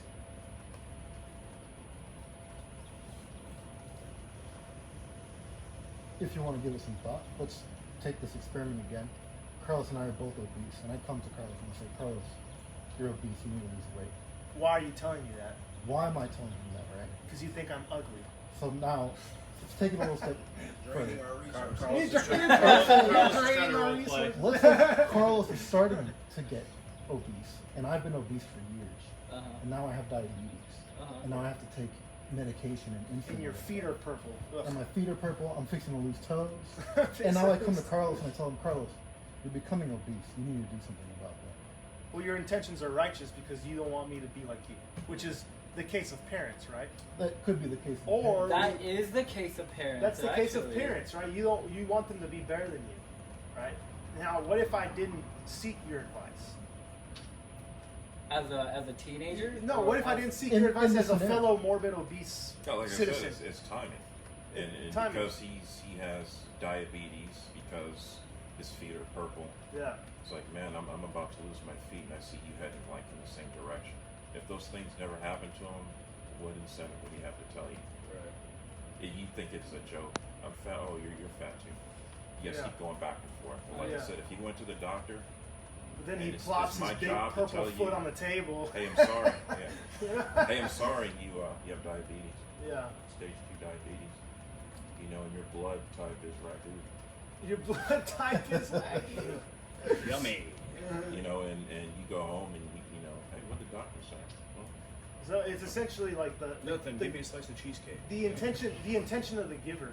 well, it says the course. it's the Of the Yeah, I intention think a behind lot the of it attention. is intention. The intention but- behind At the that- intention At behind that the point, attention, right? yeah. Though you come home and what do you do with that information, right? You pig out. At a certain point, Well, that- people You got no, on the at a good certain info. point, some people give up. Yeah. They say, "Fuck it," you know, I'm about to lose my foot. Like, there's no really coming back from that, and they'll continue on, and they still give that advice to someone. That's hypocritical for sure, 100%. Right. They're not looking out for themselves at that point, Right. Well, but they feel like they're. well, they're fucked up. negligent of themselves. They are negligent. So you know, Again. it's like how Bruce said, your brain is a self-defense mechanism for yourself, not for your fellow man per se. So maybe you're trying to get someone to survive while also neglecting yourself. Like that, you care about them. Yeah, and you care about them, right? So I think that the parameter of hypocrisy is like the intention of the attention, like you said, and also I don't know if you're also trying to gain at the expense of someone else's effort. So- I think is something along the lines. So this only just brings into another situation that I just would like y'all to explain to me. So I'll give you another scenario. A personal trainer, Sure. and they're training somebody else, Yeah. and they're not fit. Yeah. They're not. Well, for But starters, that's they're- bad for business. Well, in my opinion. No, trust me, I Sure. understand. Yeah, But yeah. for me personally, if like because obviously y'all know that I used to be like 300 and something pounds. Yeah. I went and I got a personal trainer. I looked and I said, hey, give me the most fit guy that y'all have. I don't want, but like I do when I was doing my change. I mean, that's kind of like something too. Like, is it hypocritical for somebody who is a personal trainer Well, you- and is not? It's the same case with a Fit. doctor. You're the one seeking to become better. They're not the ones. But yeah, but if they're being put on a hierarchy, exactly. Yeah, an authoritative. An right? authoritarian- An authoritative hierarchy. Hierarchy. right? Yeah. And they're not physically fit, and they're telling me, "Hey, you need to get physical." Is Well, that well, hypocritical? No, it comes down to trust, right? It's like they're clearly a personal trainer. Yeah, they have the credentials. For X, Y, and They Z have the reason. credentials, Maybe, right?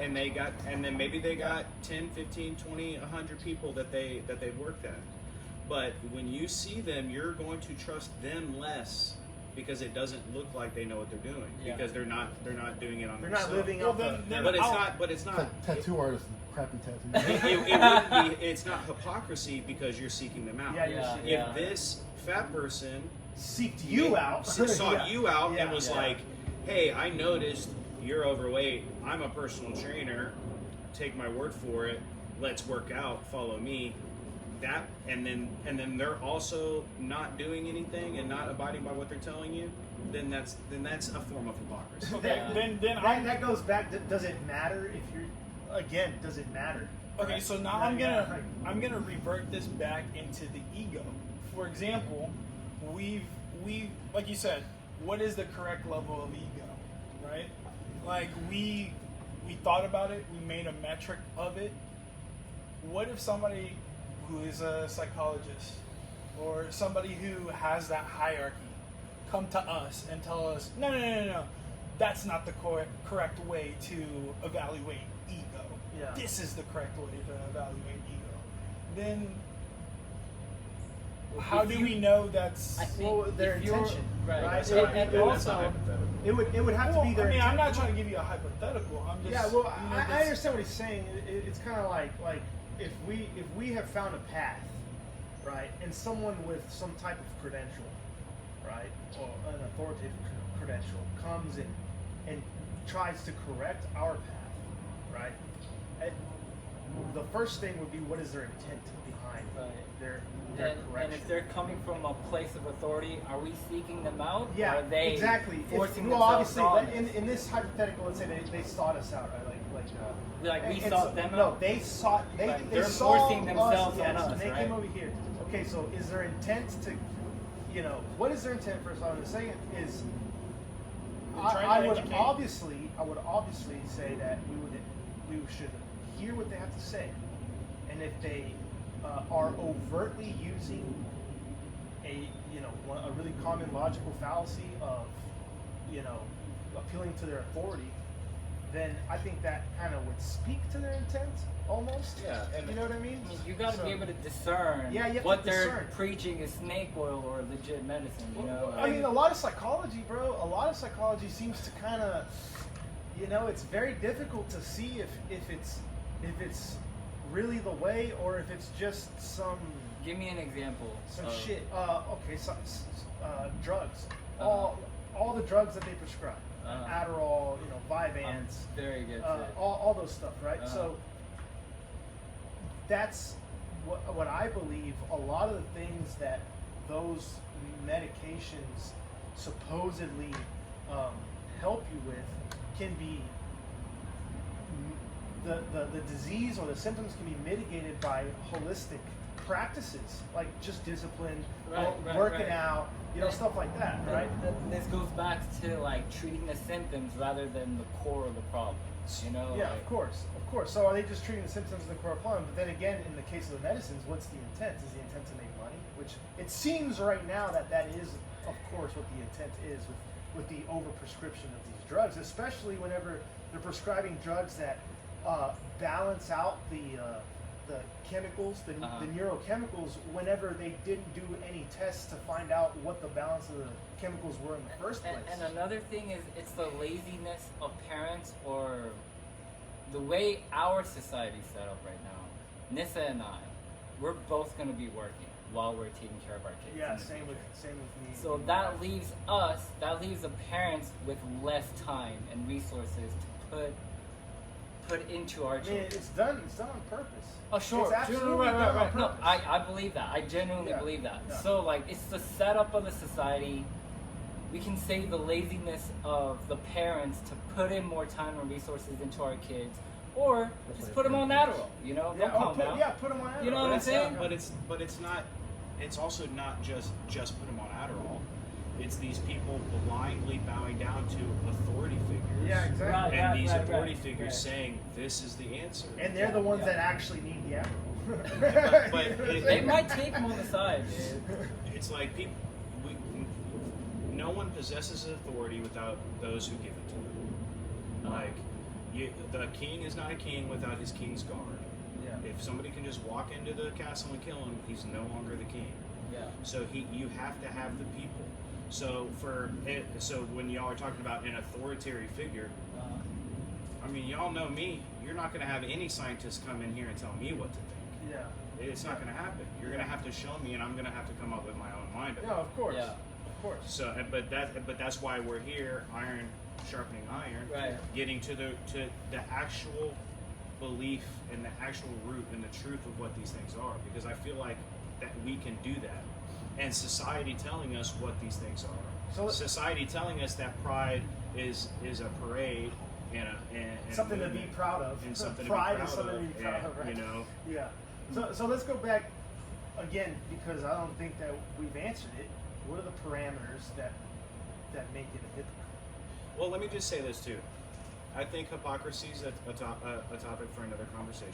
Yeah, it might be. I think that hypocrisy is just something that you have to respond to with your ego, because just because someone, like Evan said, is being a hypocrite doesn't mean what they're saying is any less true about you. Right. Yeah. It doesn't mean they're lying or trying to do anything. Their intent might be negative. But the reality is that I am overweight and I do need to lose weight, and everything else doesn't matter. And so that's why hypocrisy, even though it's not good, it's no better of an emotion or an action than having a temper tantrum. In the case of Oscar bringing up the trainer, I think hypocrisy makes the truth like that much more unpalatable. Yeah, yeah, Right? 100%. Yeah, Yeah. because how can you tell me I'm fat when you're fat? Yeah, like it kind of Even though they it clearly veils can, and, the truth, you know and what they I mean? probably can do it better. Yeah. Because they're struggling with it. Yeah. So it's almost like the truth of a hypocrite is a stronger truth than one of not, because they truly know what. You just ask them what makes you a personal trainer.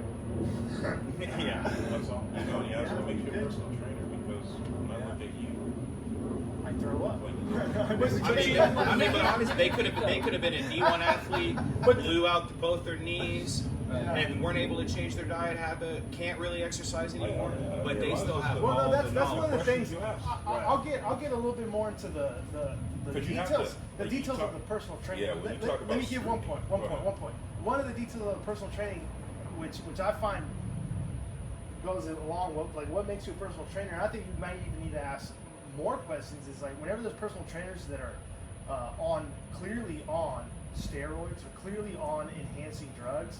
I don't think that.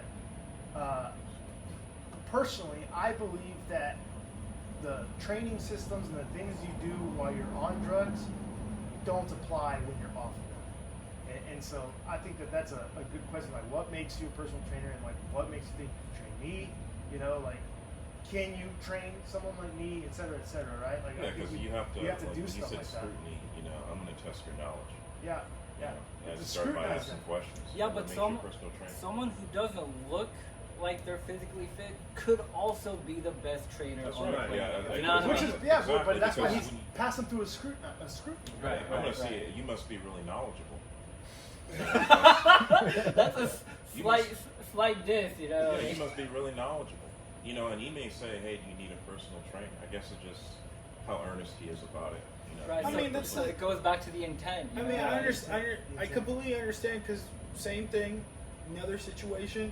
You see these head coaches, you know, in the NFL or something like making these plays. Yeah. They're not. Some of Right, these right, some right, of these right. head coaches are not. They haven't played in Never 40 played. years.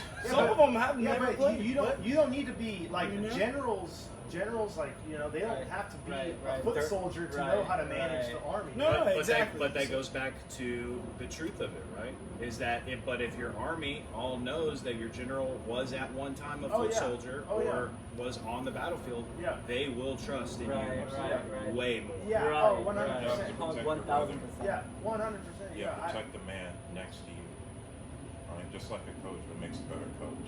You know, a player who played football and becomes a coach, or a coach has never played anything but has the knowledge. And then it's like you have to wait and see. It's like you're gonna have to That's what you're it gonna is. have to You have to wait learn and see. one aspect of it, right? It's because like if you come up in the locker room, it's like you're gonna know all of the aspects of the locker room and how the social culture of that is.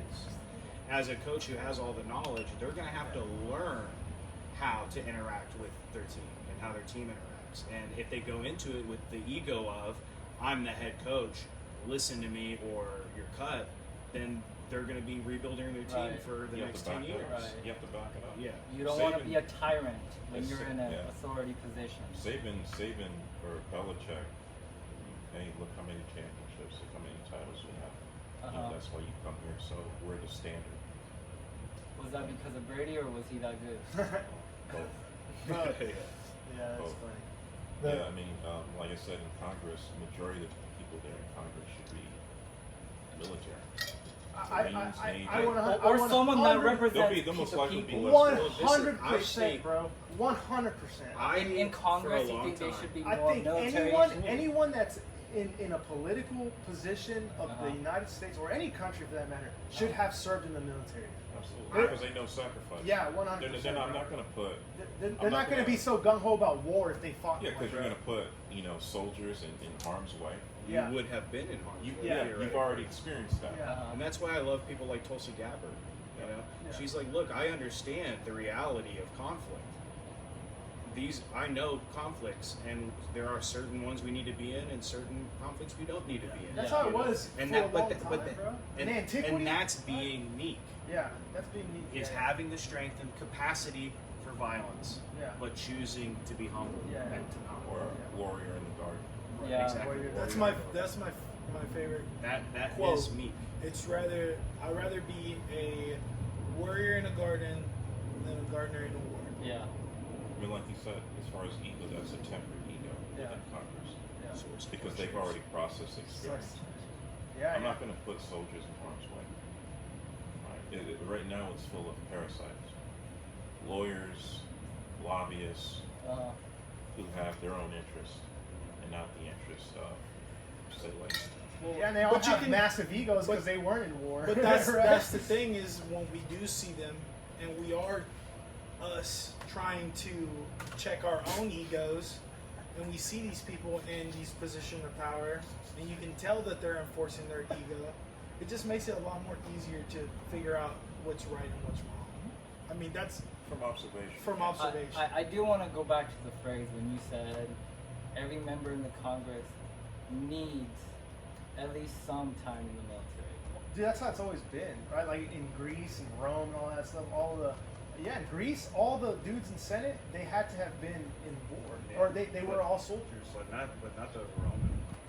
Perhaps not the. I don't know if the Rome, but in ancient Greece, Because that was Sparta, the downfall. Sparta as well, right? Like they were all.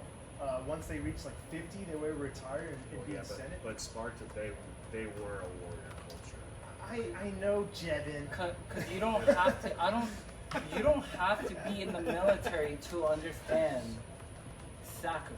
I feel like parents, No, but that proves that you do, though, right? but I think also good parents understand a good deal of sacrifice without having to be in a military Yeah, look at the setting. ones that transition their kids. How many Pretty people big are sacrifice, But you know right? what I mean, like now. 'cause I feel Essentially, like- what you're saying is have a stake in it. Like Cause- have some skin in the game. Because we're is supposed, what it right, seems right, like. right, exactly. Yeah. Because we're supposed to be like a representative Congress. Like that's they're supposed to represent the people in whatever district that they're in, right?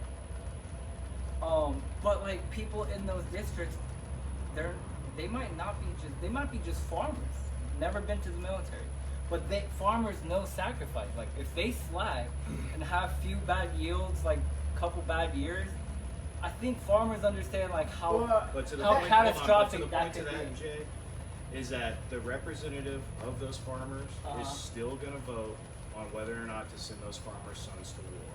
Yeah. And that's the Sure. point. So they need to know what that entails. Uh-huh. It goes beyond just the idealistic notion of sacrifice. It's like, do you really and truly know and feel what you're asking of your people?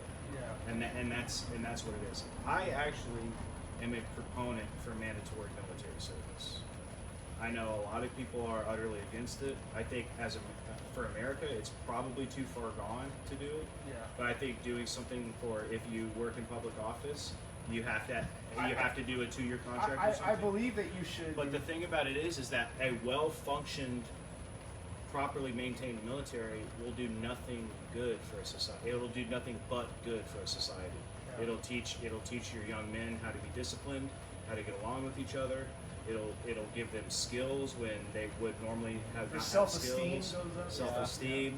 You know, where one man was stuck a farmer, now maybe they're an airline mechanic. You know what I mean? And so it's like and then it builds. I think that also would kind of what's the word I'm looking for? It would incentivize a nation Exactly what I was gonna to incentivize families, right? Well- right, because they need to have a constant flow of dudes, especially if it's only 1 year, 2 years. They need to have a constant flow of people, so it would incentivize a nation to build family, right? Instead of destroy it like it is now. It would force a stronger unity of nation as well. You know, because it wouldn't be, you know, oh, I'm from LA, we need to all go move to Austin and vote to change the laws and do all this, because it's like half the people in California were in a unit with people from Austin, and we're in a unit from people from Nebraska, and they all realize that we're all actually pretty much the same, and we're getting pulled into these directions by different ideologies that most of us don't actually believe, and there's a lot more gray area than people actually ever want to talk about, and so that's why I think the military can be a really good thing, when it's not abused. And our American military, I think, is abused. That's okay. Two things. One, it is said that a large portion of the citizens of the U.S. actually has IQ so low, there is zero use for them. Oh yeah, the 86 IQ level or whatever. Yeah. It's something like 60% of people. So forced military conscription might end up just becoming daycare, essentially. Yeah, not but to then, say, not to say that I'm against it, yeah. but just on that aspect, I don't think the military aspect of it is probably the best idea. But there's definitely better merit in it than I think. And the second point is, I don't know if we're on the right track for Pride and Ego here. Oh yeah. No, we're definitely off track. I think we're veering off a little bit. So. Yeah. Well, I mean, Well, no, We I, go ahead. could probably I think tie it together. It Go does for tie. it. It does tie together because again, but this is the It does tie it esteem together. that people have for themselves, right? Like Jevin was saying, it builds their self-esteem. But not only that, I think that when you serve, you gain a more accurate estimation of not only yourself but of the situations that you promote. Right. Right. Like And- of the group. Yeah, you know, of the group, right, like you you're trying are to- going to get a better evaluation of yourself, the conditions of the environment, and the proposed way to make those conditions better. Which I will say, I think does kind of you, I will say, you won't only get those things in the military. We were just talking about Of course. getting and obtaining all those things from training jiu-jitsu. You learn a sense of camaraderie. Yeah, but that can't be mandated. Oh, I mean, it could be mandated. I mean, right? low key it is, man, because it's like I'll go in, I'll walk onto the mats after just smoking weed, you know what I mean? And I'll dap up a cop, Yeah. and we'll start to roll, and then I'll go dap up somebody who just got out of jail, and we'll start to roll, and then Professor will go roll with a teenage kid, and then the teenage kid will go roll with the guy, and nobody's asking anybody any questions because that's not why we're there. That's how it was back in like I want Are to you say a like cop? the third. I want to say like the 30s. I want to say like the 30s and 40s and 50s and stuff. I mean, kids used to have like a lot of boxing in schools and stuff like that, right? Oh, I mean, They would bring their rifles to school for marksmanship training and Yeah. shit like that. Like so. I will say this. I think today we value individualism so much. Oh, We're starting to lose a sense of like the national pride, Yeah. the pride in our community. You know what I mean? Like, and that's what Pride and Ego is all about. Right, it's right, about, right, It's right. about the individualism. right. Yeah. I think we can. It's tied together right now. Yeah. Like, maybe it doesn't even have to be like a military mandated service, but like some kind of like a community service. The type whole, thing. every In- neighborhood in in Texas like, gets to run a You mile know, every Tuesday. actually Right. take care of the people. You know, pay them well. Yeah. You know, actually give them like real VA benefits. Don't have Yeah. our veterans sleeping out on the roads. Like more people would join. You know? Yeah, yeah. You wouldn't even Well, I need. mean, there's a forced reason conscription. why it's like that. Jeff. Well, there's a reason we have a forced conscription now. Do we have it? It's just the draft, right? Yeah, Yeah, back on the table. No, I mean, I think that it's back on the I table. think has Men it passed? men and women, 18 to 26. It's passed. Yeah. Damn, men and women, right? Let's Men see and how they women, like 18 that. to Make it 26. even. Make it even. Y'all right? can't decide what a Well, it's woman not is. really- it's not Send really. them both. He said it when he said send them both, men, women, and men who think they're women and Yeah. women who Yeah, think they're. they're. Tell them to become Missouri, I guess. Hey, you're going Shit, to bro. That's no, Space no. Force. This Well, is I Now, mean- now you're just gonna start identifying as an animal, bro. Animal. I'm a hamster. Yeah. Hey, dog. Hey, I'm a hands. Kangaroo. I I've can't never do been on nothing, that. dude. Kangaroo over here, dog. You know what I'm saying? All right, you're gonna be with the furry squadron.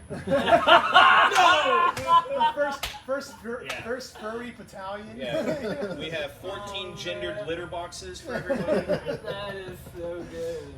Yeah, Yeah. I guess I agree with his point. It's a bad idea then. Yeah. Basically, Yeah, the IQ thing is kind of. it's a bad idea. I don't know But if you it's can that set high though, parameters. bro. Yeah, 60% yeah, can set right, parameters. right. I mean, It was high. It was a lot of people that don't make I the could mark. see it being 30, which is high enough already, It's right? about But 60. Jordan Peterson. yeah, Jordan Peterson talks about it, about right? 60% Jesus, dude. for a second. They can't Let me do just it. have an aside real quick, okay? So Alright. I was on a Discord channel last night, and they were having a discussion. Would you trade 50 pounds or would you trade 50 IQ points for 50 pounds of muscle? No. Absolutely not. And I was like, absolutely not. I was like, you at least got to do the 2-for-1 trade. Yeah. I was like 50. That's what people don't really realize about IQ.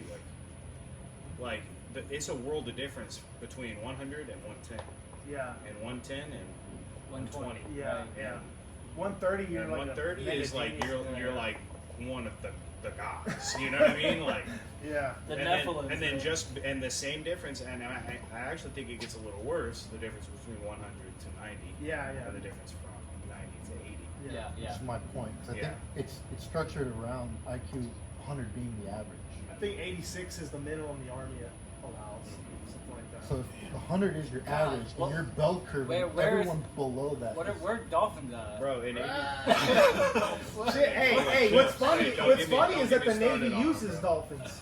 That's what's crazy, Don't bro. get me Is that the started. Navy actually trains dolphins to do things like military ops, bro. That's they crazy. even they'll train them to go like explode ordnance that's out in the ocean that could harm submarines and Yeah, shit, because bro. they use their sonar to Just do it. just think about that, bro. That the Navy can use dolphins, but Uh. there's an IQ level of humans that the military has decided that it can't find a single useful job for them. Bro, they use dogs too, dog. So never mind. That's Get what's the Dolphins to do it. That's what's wild, bro. Get Oh the my Dolphins gosh. to do it. Yeah, get Yeah, the 'cause dolphins. when we're talking about an 85 Get the IQ, dolphins. So bad. I mean, Get the we're- orcas. We're talking like Where was Forrest Gump at? Like, what was might he not at? be able to Oh, be I a don't good know. janitor. Yeah, bro. Some of these guys. That's why some people start getting into the argument about like what do you call it? What do you call it? The income, Income inequality? the fixed income thing where Oh. like, everyone gets like a Oh, universal basic income? universal Yeah. basic Oh income. no. That's where they What start do they getting that call it? argument because you've got people that what are they gonna do? Like, Yeah. Yeah. At what Well, extent? The especially freedom dividend.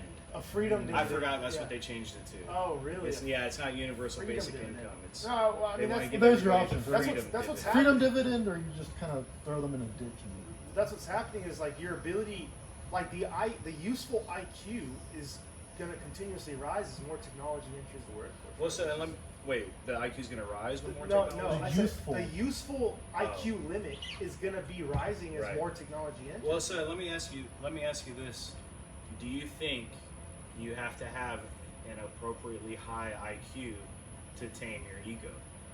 Like, do you have to be smart enough? Of course. I think you have to be I think you have to be somewhat intelligent to self-reflect. I think it actually meters out pretty well, probably with IQ. If you were to look at the distribution of people who are so low they don't even have the sense of self, into as your IQ starts to rise, you start to develop the sense of self, and now you're stuck in that position where it's about me. And then as you get a little bit smarter, you can self-reflect enough to experience levels of ego death to the point where you can now understand it's not just me, right? I'm not alone in this world. It's I'm not the main character here. But do you think you can get to that conclusion at an Low IQ. 86 IQ? Yeah. The question is IQ fixed? Well, No. no, it's not, right? Yeah, I don't believe that it is. I mean, but it may not be fixed, but it doesn't have exponential potential. Right. You're not going to go from a 75 to a 120 ever. Yeah, and I mean the literature, what's his name has a book on multiple intelligences. You have spatial intelligence, musical intelligence, yeah. mathematical, logical intelligence, which is what you focus on. There's I think like 7, and then you read Bowman's book on emotional intelligence, or EQ. It does it kind of, balance itself out. If you have more of one, than the other, then it's like social intelligence. I mean, it's That's why I have autism. yeah. I mean, like at my job, the people that are likely to get hired are the ones who are, say, more emotionally intelligent or have more social intelligence, Right, that way they can work together better. but don't know much of anything. If he has high mathematical, logical intelligence, What do you? he's less likely to you'll most likely work with someone with, say, like high EQ, right? And you'll have to teach them the mathematical, logical, Right. portion. He couldn't teach you because you don't. It's not necessary for you to do your job. I do think there are roles that people need to play in based on what they're good at and what they're not good at. You Yeah. know? Like people that are high EQ, they're probably better glue for the whole group to be together. There's always outsiders that are brilliant, but can't like convey the whole group to like They think can't in that way. mingle well. So Right, then right. then it's the distinction between people who are introverted and people who are extroverted. I'm more introverted. Uh-huh. So if I'm at a meeting, I'm less likely to speak, even if I have really, really good ideas. Yeah. Because I can pretty much gauge the intellect of the room, and they're pretty much going to dismiss these ideas. If I put them forth. But is that you having an ego? Because when you say you can gauge the intellect of the room, Yeah, it is. where are Absolutely. you? Yeah. Absolutely. Especially if they're talking about things that make absolutely no sense to me. If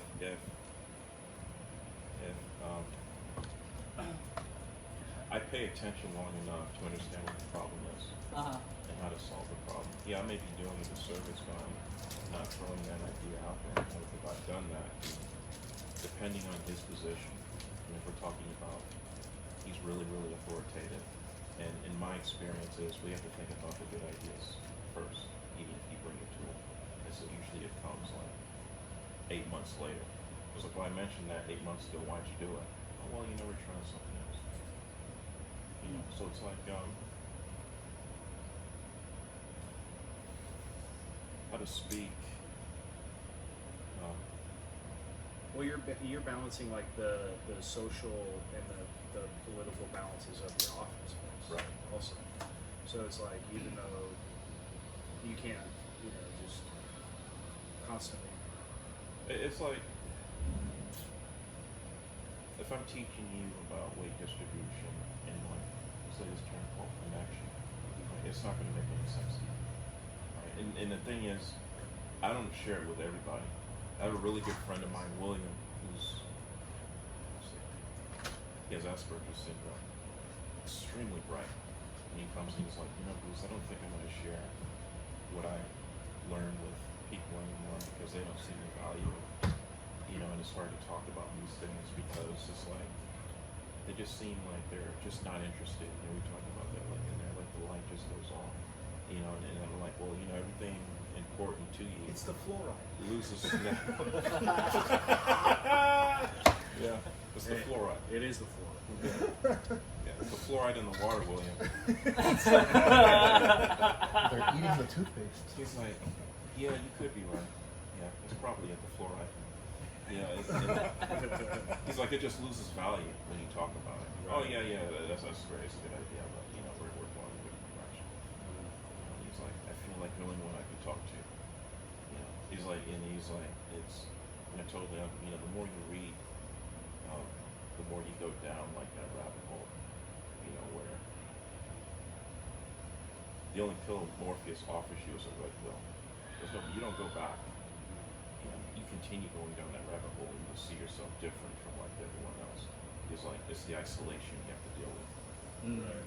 To go back to, can you strive for perfection? And what are the consequences of that? Because there are consequences. Yeah. The isolation, which is probably what Jesus felt. Oh, Not being all able the to time. relate to anybody. His best friends wouldn't stay awake with him the night before his crucifixion. Right. He was utterly alone to the point where he was weeping for his father to take what he knew he had to do away from him. Right. He was like, take my cup, If it is your will, please take this from me. And so it's like he the top of the mountain is a lonely place. Yep. It's hot. So now that we've basically discussed ego a whole bunch, we should go to the next part, which is pride.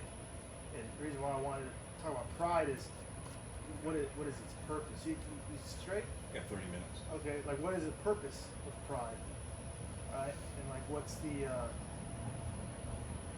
what does it serve? Who does it serve? He serves the devil. and all that. I mean, why? To your point, I guess, Jevin. To why is it the to my sin that point- God hates? To my point, we have nothing to be prideful for because we are responsible for nothing. Everything we were given to us, we were given to us by our Father. All of our skills, all of our attributes, our thirst for knowledge, the way our body works, everything is due to Him. So when we have pride in ourselves, we're taking away glory from Him. And that's why it's His least favorite sin. That's why it's the Cardinals. That's why all other sins build on top of that. Because, oh, I deserve this. That's the type of pride, right? I deserve this. I need more money for this. I need to go get that money. I do nefarious things to get that money. I now do this. I now need more of it. Now it's all encompassing because you feel entitled to do something because you are something. And that's pride and that's evil. We can have a healthy confidence in our abilities and how we carry ourselves without being prideful. And that's the difference between ego and pride. I think pride is when you start getting to that thing where you're more self-absorbent. You know, it's not about others anymore. It's solely to fill your inner desire. You know, ego and pride. I feel like ego is, it's like a neutral thing. You know, you can use it for good I agree. or bad. But pride, Is to bad. me, has negative connotations attached to that word. You know. So can you be proud of your country? Can you be proud to be a U.S. citizen? I think that's important. I feel like national pride, because national pride necessarily isn't about me. It's about my country. You know what I mean? Like, it has a community aspect attached to it when you say national pride. Pride in your family. Yeah, having pride for something is not the same as having pride in yourself. Right, right. Or being proud. I think that pride, the reason why God hates pride is because it's so corrosive to like all facets of life and just social cohesion, right? And even like in terms of like economics, for example, it can even like corrupt economic commerce because of people's inability to evaluate the value of things correctly, right? Because like if I'm prideful and I make something, I'll believe that it's worth a lot more than what it actually is.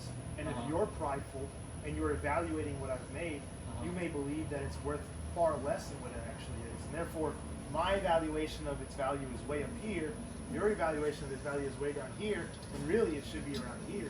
But So like, it even disrupts like economics in a But sense. wouldn't market kind of like dictate that Well, on its own? Well, of course, the market would dictate that on its own, but then that's why you start having situations where people believe they need to be helped unfairly because the market, they don't believe the market is fairly. Correcting itself. Yeah, they don't believe the market is fairly evaluating their product, right? And then they start saying that they need to be helped because the evaluation is unfair. But When- that's having pride, right? That's That's- having pride that's- in what you do or what you're making. Well, no, I mean, but that's my point. Is like I believe that it's just corrosive, man. I understand that you can have pride in making things, you know what I mean, and be proud of that. But I'm not making the case that it's a good thing. Yeah. Right, No, right. and I think you can just like it's like all things in great quantities, like what Kevin was saying. You can feel proud of something. Yeah. You can have a beautiful family and a beautiful home, and you can give grace to whoever you do about it, and you can be proud about it. But you, like you said, it's corrosive. You need to be careful that you're not too proud to Yeah. take criticism too Right, harshly. right. You're not too proud that now you're spiteful or you're looking to your neighbor to be constantly outdoing them, right? And comparing yourself to them. Yeah. That can be the negative aspects of pride. Right. I don't think there are very many, if any, positive aspects of pride. I think if you have a beautiful home and a beautiful family and you're not proudful about it at all, I think that's the healthiest thing. But we're humans and we're going to feel these emotions, and pride is one of them. I would disagree completely. I think it's more of what does your pride feed? if you're not proud of your family, right? Mhm. So you have a beautiful family, beautiful house, and all things. Uh-huh. If you have no sense of pride in that, what's going to happen when your daughter starts dating and she's not dating the right kid? Mhm. What's going to happen whenever people are coming to you for mooching off or things like that, and you don't have the pride necessary to say, no, this is where my family stands, and I'm disallowing certain things. So he's making pride synonymous with like standards. See, that's what I was gonna Yeah, say. I think you can have standards and boundaries that are not equal to Again, what is that your are based pride off of feeding? pride. Yeah, well, what is if it? you- So I you- think what Jevin was essentially what he's saying. Also, what I said is essentially pride is feeding the ego purely, Uh-huh. whereas in Kevin's rebuttal, he's saying that pride can feed a standard, right? And feed the will to uphold a standard. Another good one, if you want to go ahead, Go ahead. is craftsmanship. Yeah. If you have no pride in your craftsmanship, you create a pen. If you have no pride in that, then your factories are in China. Yeah. And the Right. quality standards Right, are down right, the hill, right. right? But- Of course. But for me, I don't think that's pride. I think that's integrity. It's a whole completely different No, word. that's not integrity. No, No, that's I- more personal. That's more Define integrity and define pride. Integrity is having the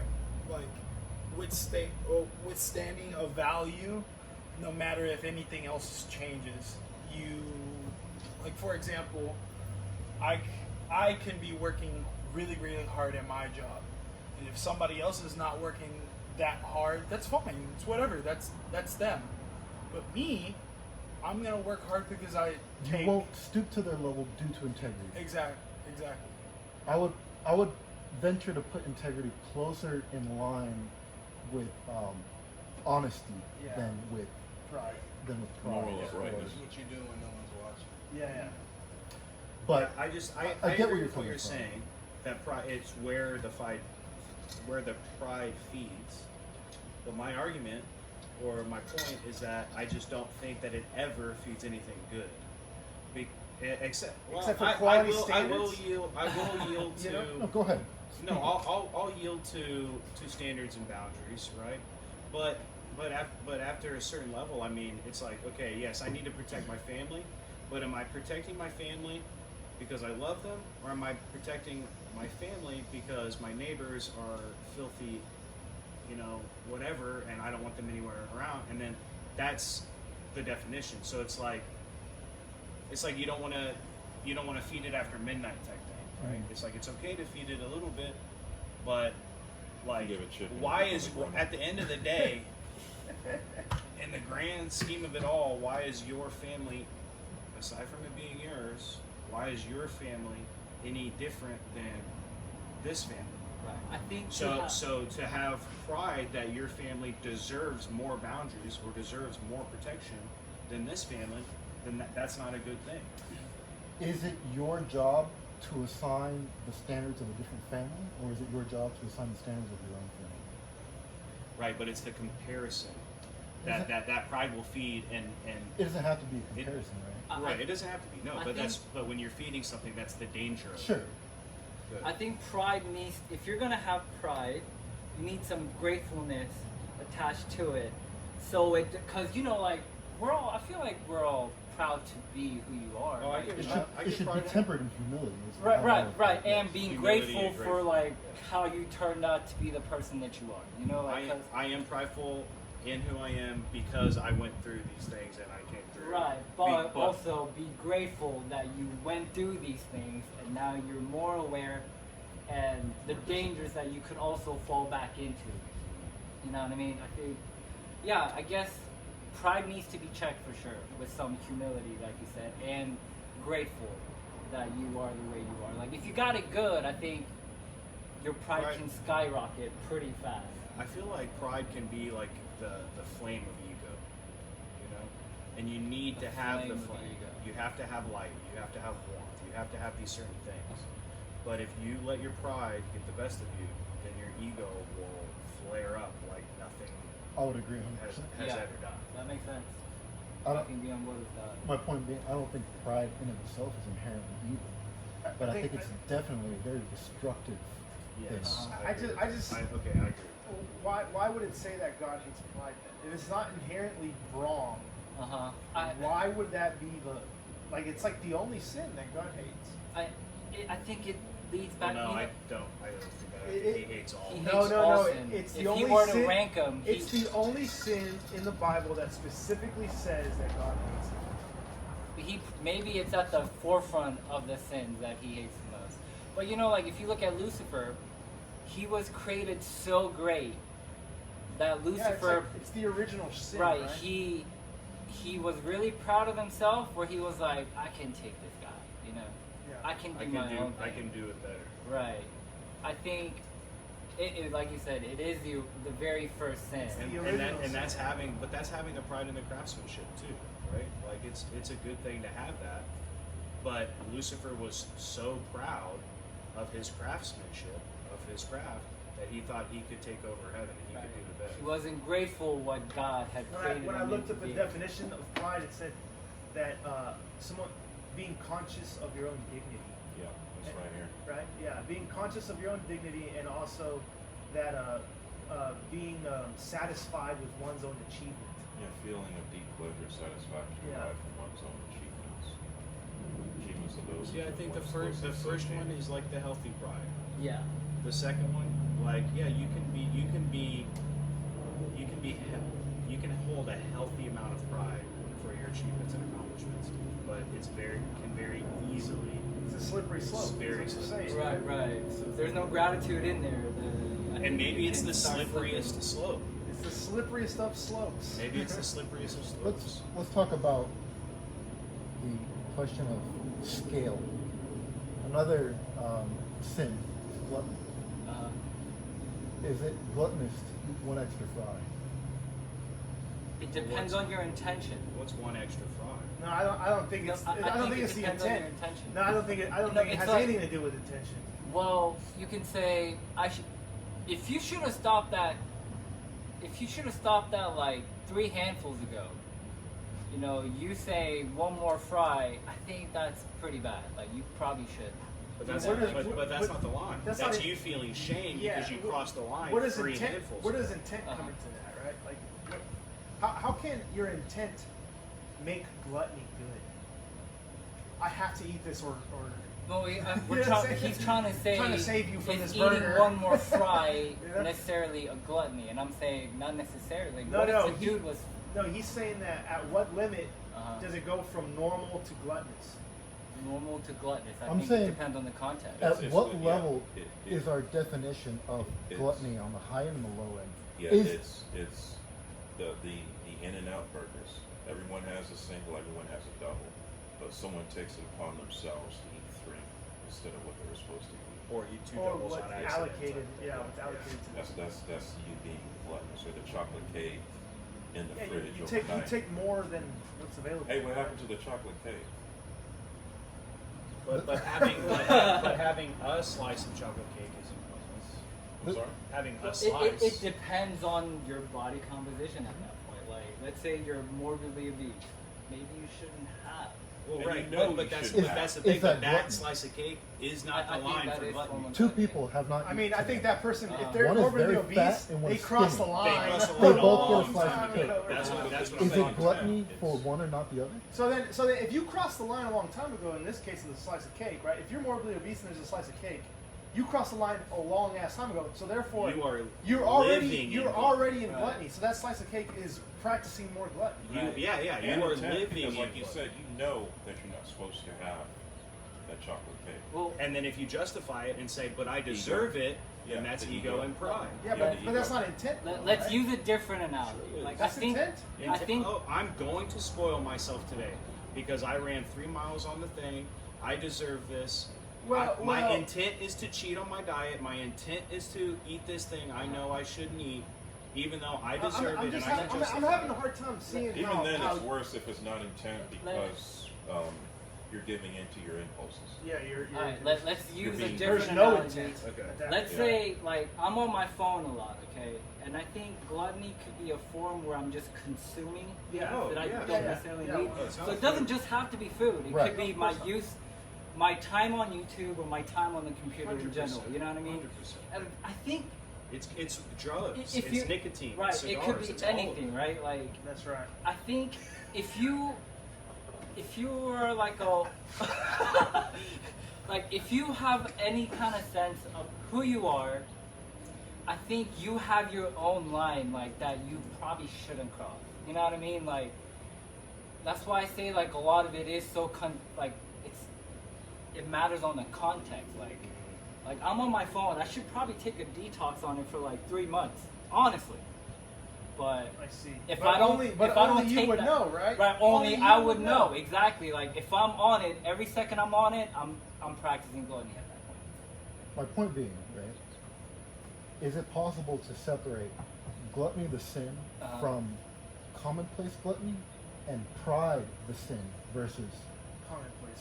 commonplace pride, a pride in craftsmanship, a pride in family, a pride Uh-huh. in, is there a different thing there? Are we mislabeling pride in craftsmanship by calling it pride in Yeah, sin? I was Right, thinking I was about starting to that. think because I was did agreeing think with you that. before. Yeah. One And now leads you to just God, said that. One doesn't. And now you just said that, and I'm like, no, pride's fully evil again. Yeah. Because yeah. there's no circumstance in which gluttony is not evil. Yeah, There's dude. none. There's Yeah. none. I was thinking that whenever we were talking about pride in country and pride, I believe that that's a misuse of the word pride. Well, and that's what we were talking about. That's why we were getting so hung up on ego. Yeah, Is yeah. because society uses that phrase Yeah. and that term differently than it's Right, true. right. The word 100%. warping is It's Oh, for it's real. serious. It's So then real yeah. and it's So intentional. instead of Yes, it is. Instead of saying I have pride in my nation, would it be more just is it more justified my to nation say is satisfactory. I'm perfectly content here. I have integrity in my nation. No, I don't think. No. Because I don't it, believe- like you said, integrity has the word of honesty. no, I think because it's great. I think it's gratefulness. Yeah, I think it's great. That's what we Yeah, need more. I is think being it's grateful. gratefulness. And I am maybe grateful that's for why. America. Yeah, I'm grateful right. for Texas. I'm So, grateful you know that I what's can interesting? make something. You know what I mean? Like, yeah. Like I have some Grateful. young That's the coworkers word. at my work That's the word, bro. Great. where Great. they've openly told me that they hated America. Great. And you know what's funny, dude? they're Like still here? That they're still here? no. What's funny is it was the immigrants among us that was defending America. Like Dude, because they have no perspective. that's what bro. I'm saying. That's what I'm saying. What our country needs is more gratitude. No, we need to because send have them it- off. we have it so good Spend some here, time in dude. Kenya. Like, Yeah, Spencer. we go have to, go it to so Mexico, good bro, yeah. here, and they want to hate it because all they see is the bad things. You know, Like, you know why? Because they crossed the line of gluttony a long time ago, and now nothing satiates that gluttonous ass. maybe. I think that's actually a very fair argument to Yeah. make. Why'd Yeah. they say they hate it? Maybe they're misinformed. They're young. Maybe like 21, 22, 23, Fresh out around of there. school. They just right. don't know, bro. Right, but like don't know. it's so It's 'cause easy for them to say that though, which is crazy to me, dude. It's like the hot thing to say, bro, because hey, when we look like we're old enough and experienced to look at our country and say that we don't like the state that it's in, Yeah. right? Yeah. We could even say we hate the state our country is in right now, right? Uh-huh. Which is really what they're saying. Uh-huh. Because they don't like the two-party system. They don't like 70-year-old white men running. They don't like whatever. They don't like XYZ. They don't like Palestine, Israel. Yeah, They any of that, they don't yeah, like any of it. yeah. So they're like, I hate America, right?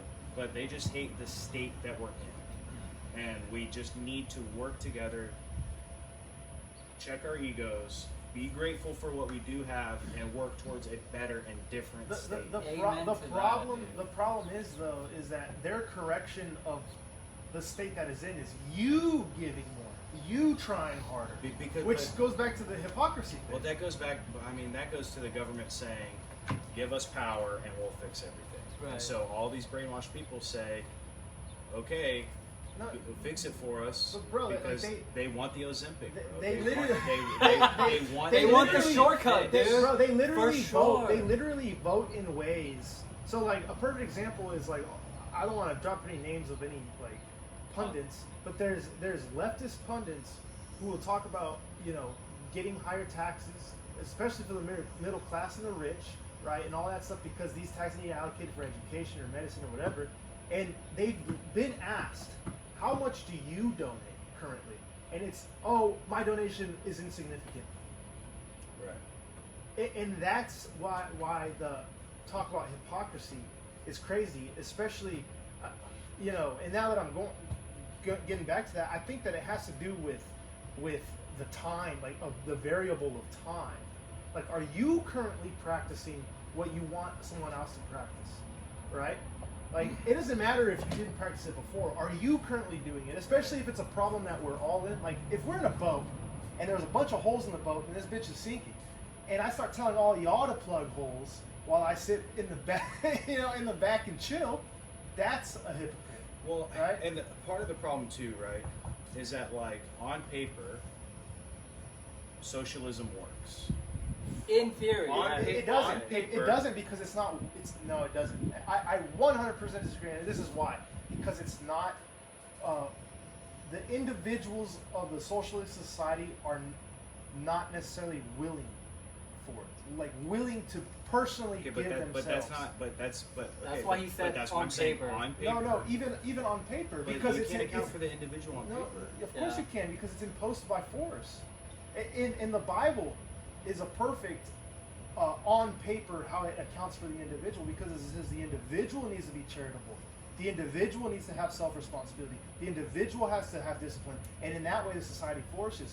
What is it called? Socialism says that the government has to force the people to do those things. But my point is. That's why it doesn't work. But okay, but I'm not even talking about. I'm talking about like the not even socialism, but I'm talking about the ideological philosophy of the it. philosophy of Sure. socialism Good, yeah, go ahead. works. Which is Christianity What- without the theology. It's just Star, so you it's know. Star Trek.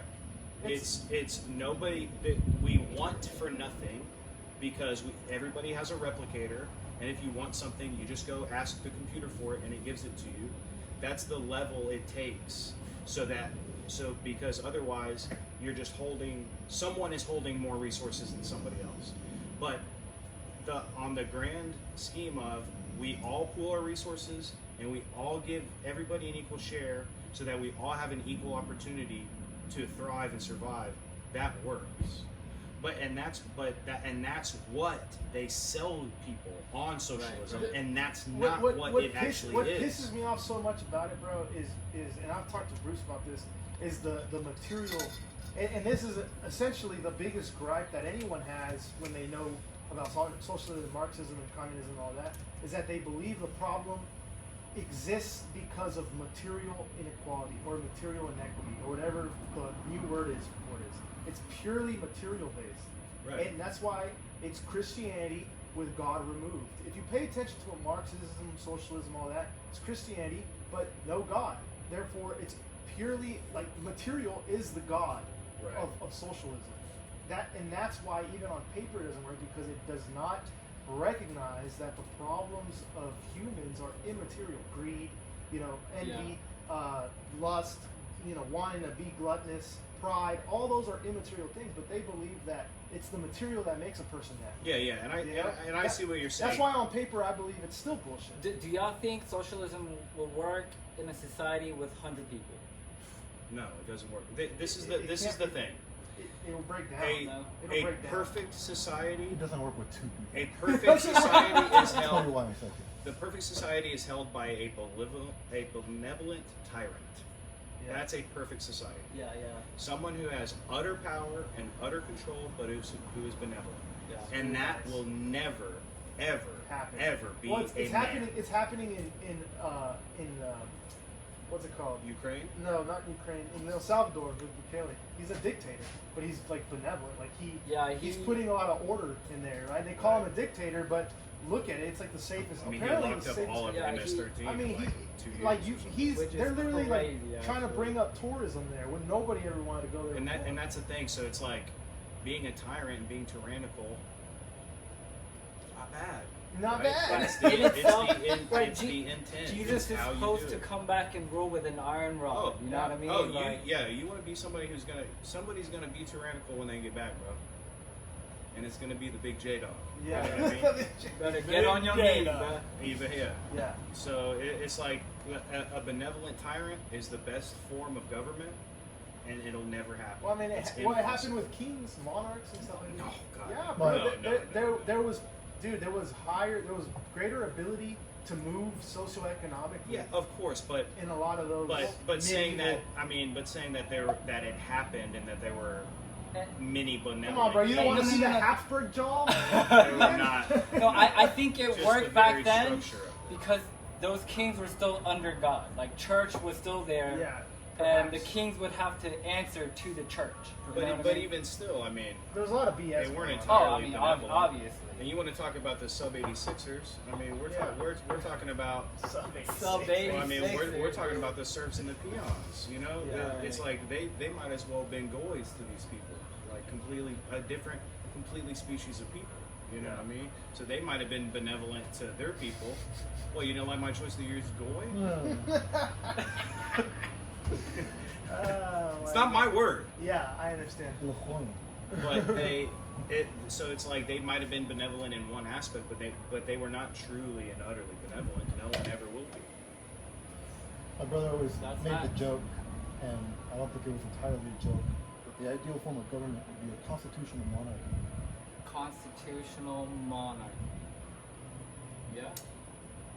Yeah. I'm on board. I mean, with that's that. what Christianity is. It is actually. Dead on, bro. Dead The on. Bible as a constitution. Yeah, with the Yeah. Bible as a Right. constitution and the monarchy being God. Right, It's, right. it's an originalist position when it comes to the Constitution. Either you're a non-originalist or you're an originalist when it comes to the Constitution. So Like Jesus. in microcosm, when you talk about like benevolent dictator, that's like it's what the man should be with his family. Yeah. Yes. The household. There you in the go. household. You don't let the mother rule over, and discipline the children, and I mean, it's like you're bringing order to potential chaos. Yeah. So when you're running a country, and we spoke about that. You have to say it, but it's. My girl told me they had a dictator in the Philippines, and the streets were clean. Yeah. Everything was What's his organized, name? ordered. Duterte? Yeah, yeah, something like That that. was someone else. Oh, really? Yeah, Then, someone else. yeah, it must have been someone before. Go forward, Duterte. She when someone else is there, everything just went to shit. Yeah. That's why I said it's a two-party system. It may not work because if you put someone in office and you're going in the right direction, In 4 years, it goes to shit. Then who gets to lead someone in our there country, it you know? completely upends everything. Yeah, well, I mean, it is an experiment, bro. But That's why it's important to vote people out than to vote them in. Yeah. That's Yeah. why I don't vote, because if I can vote someone out, hey, you got 2 years. Dang, that's what. I think That's that the would, solution, right, bro. that That's might the be solution. great, Instead of honestly. voting people in, You should you vote can have them vote out. people in and vote people out. Especially if you're going by like there's a standard. Can You know? recall people. Yeah, you can recall people. Yeah, I mean when you're running for office, Yeah, but the recalls don't have like a big thing. Like there's no like date, like elections. Right, no. Like they should do the exact same way that you could have elections. They could have elections yeah. to vote Like them a- out. As well. yeah, that sounds like a great Right. idea, actually. That might you be have like- 2 years to fix or fix what you're talking about. Because you're saying you're going to do all these things. I have a long-term memory. I want to see these things done, and you have 2 years to do it. It's like, If you it's don't do it, impossible.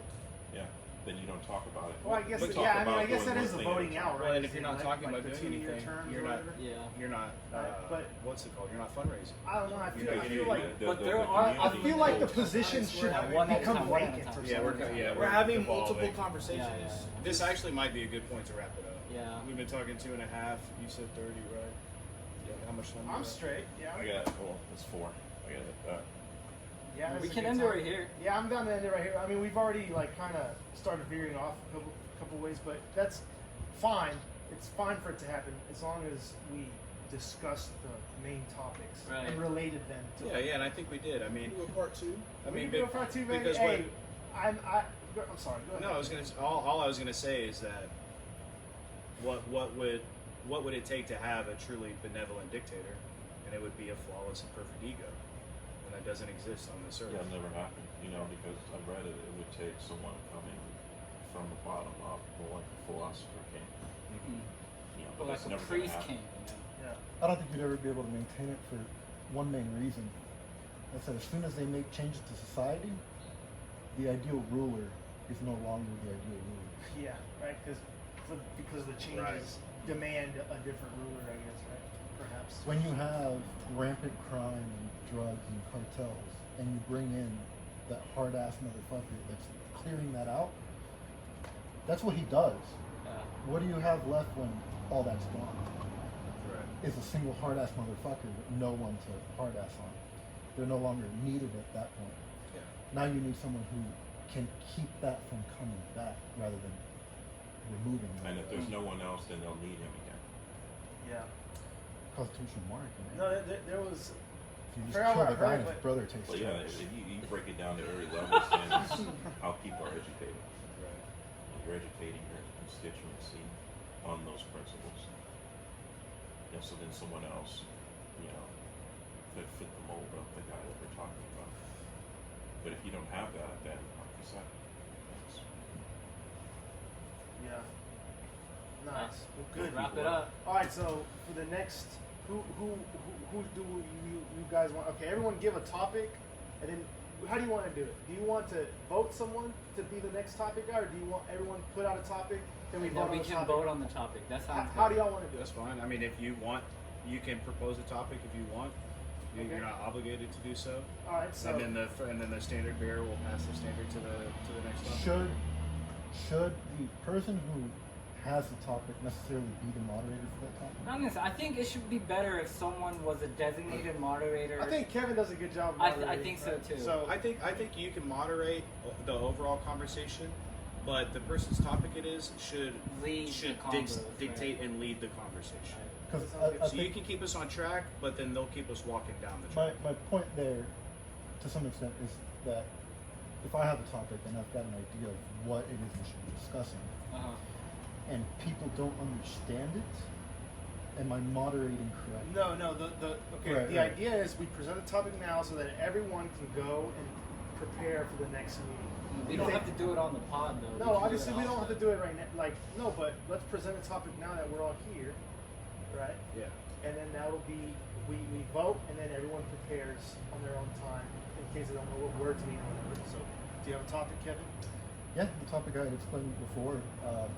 Honestly, I feel like it's better suited for like a third or fourth meeting, Uh-huh. but it is the fine line between idolatry and fetishism. If you want a little bit of insight on that, I think a lot of these people who start thinking they're women or start thinking they're men when they're not, Uh-huh. I think they're coming into this weird zone where what you fetishize starts becoming what you want to become. It's a really weird spot there. It's Saying just that- mental illness. I mean, It's just mental illness. Yeah, but I understand the topic. Yeah, I get a topic. All right. That's what I've got. Anyone else has a topic? That's good. I didn't talk about that. Well, the topic that I really want to talk about is unity in family, the family unit, and how important it is to have it, and how important it is in our society, and how little we talk about it. this would be a better segue of today's convo.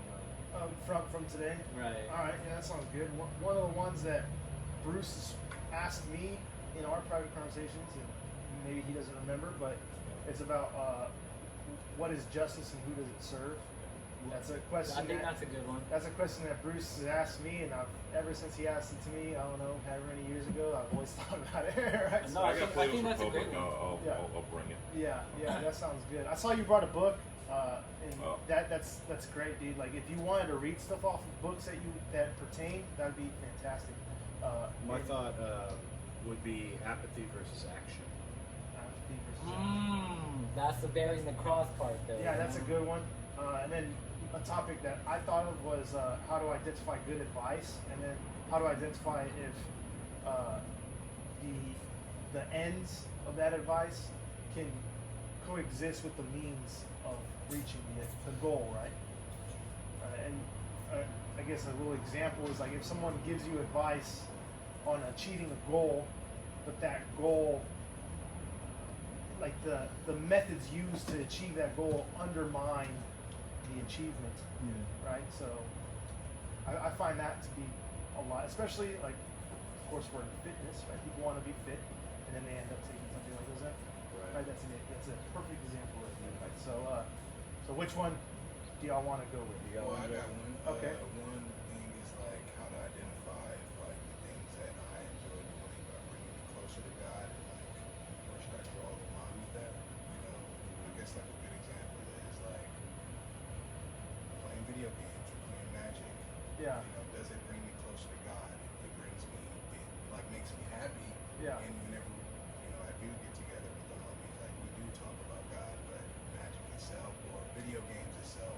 Like Magic is a good excuse to bring the Right. boys together to have like Right. wholesome discussions. It's me being happy at that type of shit. Right, right. So you almost want to talk about the line of self-indulgence and sin. Yeah, basically.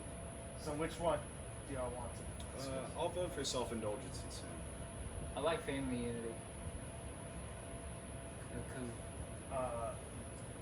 But just to break it down, I've seen this video on Brendo Jennings. I'm sure you heard of Pastor Brendo Jennings. And he was talking how the piano is a guilty pleasure of his because it felt like it didn't bring him closer to God. And it had me thinking like, if it's something that he enjoys doing and it makes him happy and joyful, isn't joy and things of that nature almost like Obviously, it depends on what it is, right? Right. Yeah, piano. I like Of that course. topic. I like this one. That one's I can speak on the family unit Yeah, too. I'm down. I'm down for any of the and topics. that's So let's that's what I narrow mean. it down. Let's narrow it down to these two, Yeah. and we'll all take a group vote. Okay. Should I not be playing piano or should I? Yeah, that's you know, tough. All right, so we narrowed it down to DeAndre's. and- Same with like MMA, Oscars, like, yeah. or Right, jiu-jitsu. right. Yeah, You know for what sure. I mean? Like, should I be doing jiu-jitsu? Does it bring me closer to God? Like, it's. I feel that. All right, so which one between Oscars and DeAndre's? Kevin? I think DeAndre's topic probably has a more immediate effect on what we can take out of it. Because we all love our family, surely. But, We understand there's a level of importance behind Sure, the family. sure. Yeah. And there's difficulty behind family. But I think what we do in our free time, Yeah. and whether or not we're justifying Yeah. what that we're free doing time. to Yes. ourselves, Right. that might have a more immediate impact. I So see. I would vote for Jay's. I'll vote for Oscars. You voted for. I mean, I voted for Oscar, but what about you? To be honest, I don't want to vote because I could do either or. Okay. Fair. Well, we'll vote family unit. Yeah. Okay. So we'll just Yeah, talk I- on family unit this Well, week. wait, hold on, damn. Well, it's a- What about Bruce? Does it have to be unanimous? Yes. Oh, sorry. Unanimous. No, it's got to be whoever's got the most. No, I mean, I'm fine with family. Family, DeAndre. Family. Okay, so family and the importance of family, so everyone prepare. Because I think we can tie that into how divided our country is. And we what can, what constitutes a family? right, Yeah, and we what can extend the border of our family, right? Like we No, of all have course. our own tribes, you know. Yeah. Like how well can someone, an individual, like how well can someone unite that tribe that you have? Okay, but hey, these topics, the ones that are presented, I know that Bruce didn't particularly present one, but I did it for him. He's I introverted. do- He talked about that Yeah, earlier. I'd say justice, and I guess reading a treatise of virtue. We talked about this, that the compatibility of justice and love, Yeah. which I have a problem with. Yeah. A huge problem with. A huge problem. Yeah. I just don't. No, This- it's, this is a it's book? true. Yeah. The treatise of Treatises of treaties of virtue. It's true. There's a tension between justice and love for sure, a big one. Okay, so family, but these topics are still on the table, and they're still gonna be future. Yeah, No, yeah. these 100% topics are them again. really good topics. I mean, that's why I didn't want to vote, because honestly, the topics that were presented were really great topics that I can talk about. You can take pride in your. Yeah. Hey, let that ego get you. Hey, chill out. It chill picked out. my topic. Y'all had good topics. My topic, it was the best topic. I did not say that. Let's All wrap right. it up. That's it. Wrap it. All right, That's guys. a wrap. Well done, boys. Well done.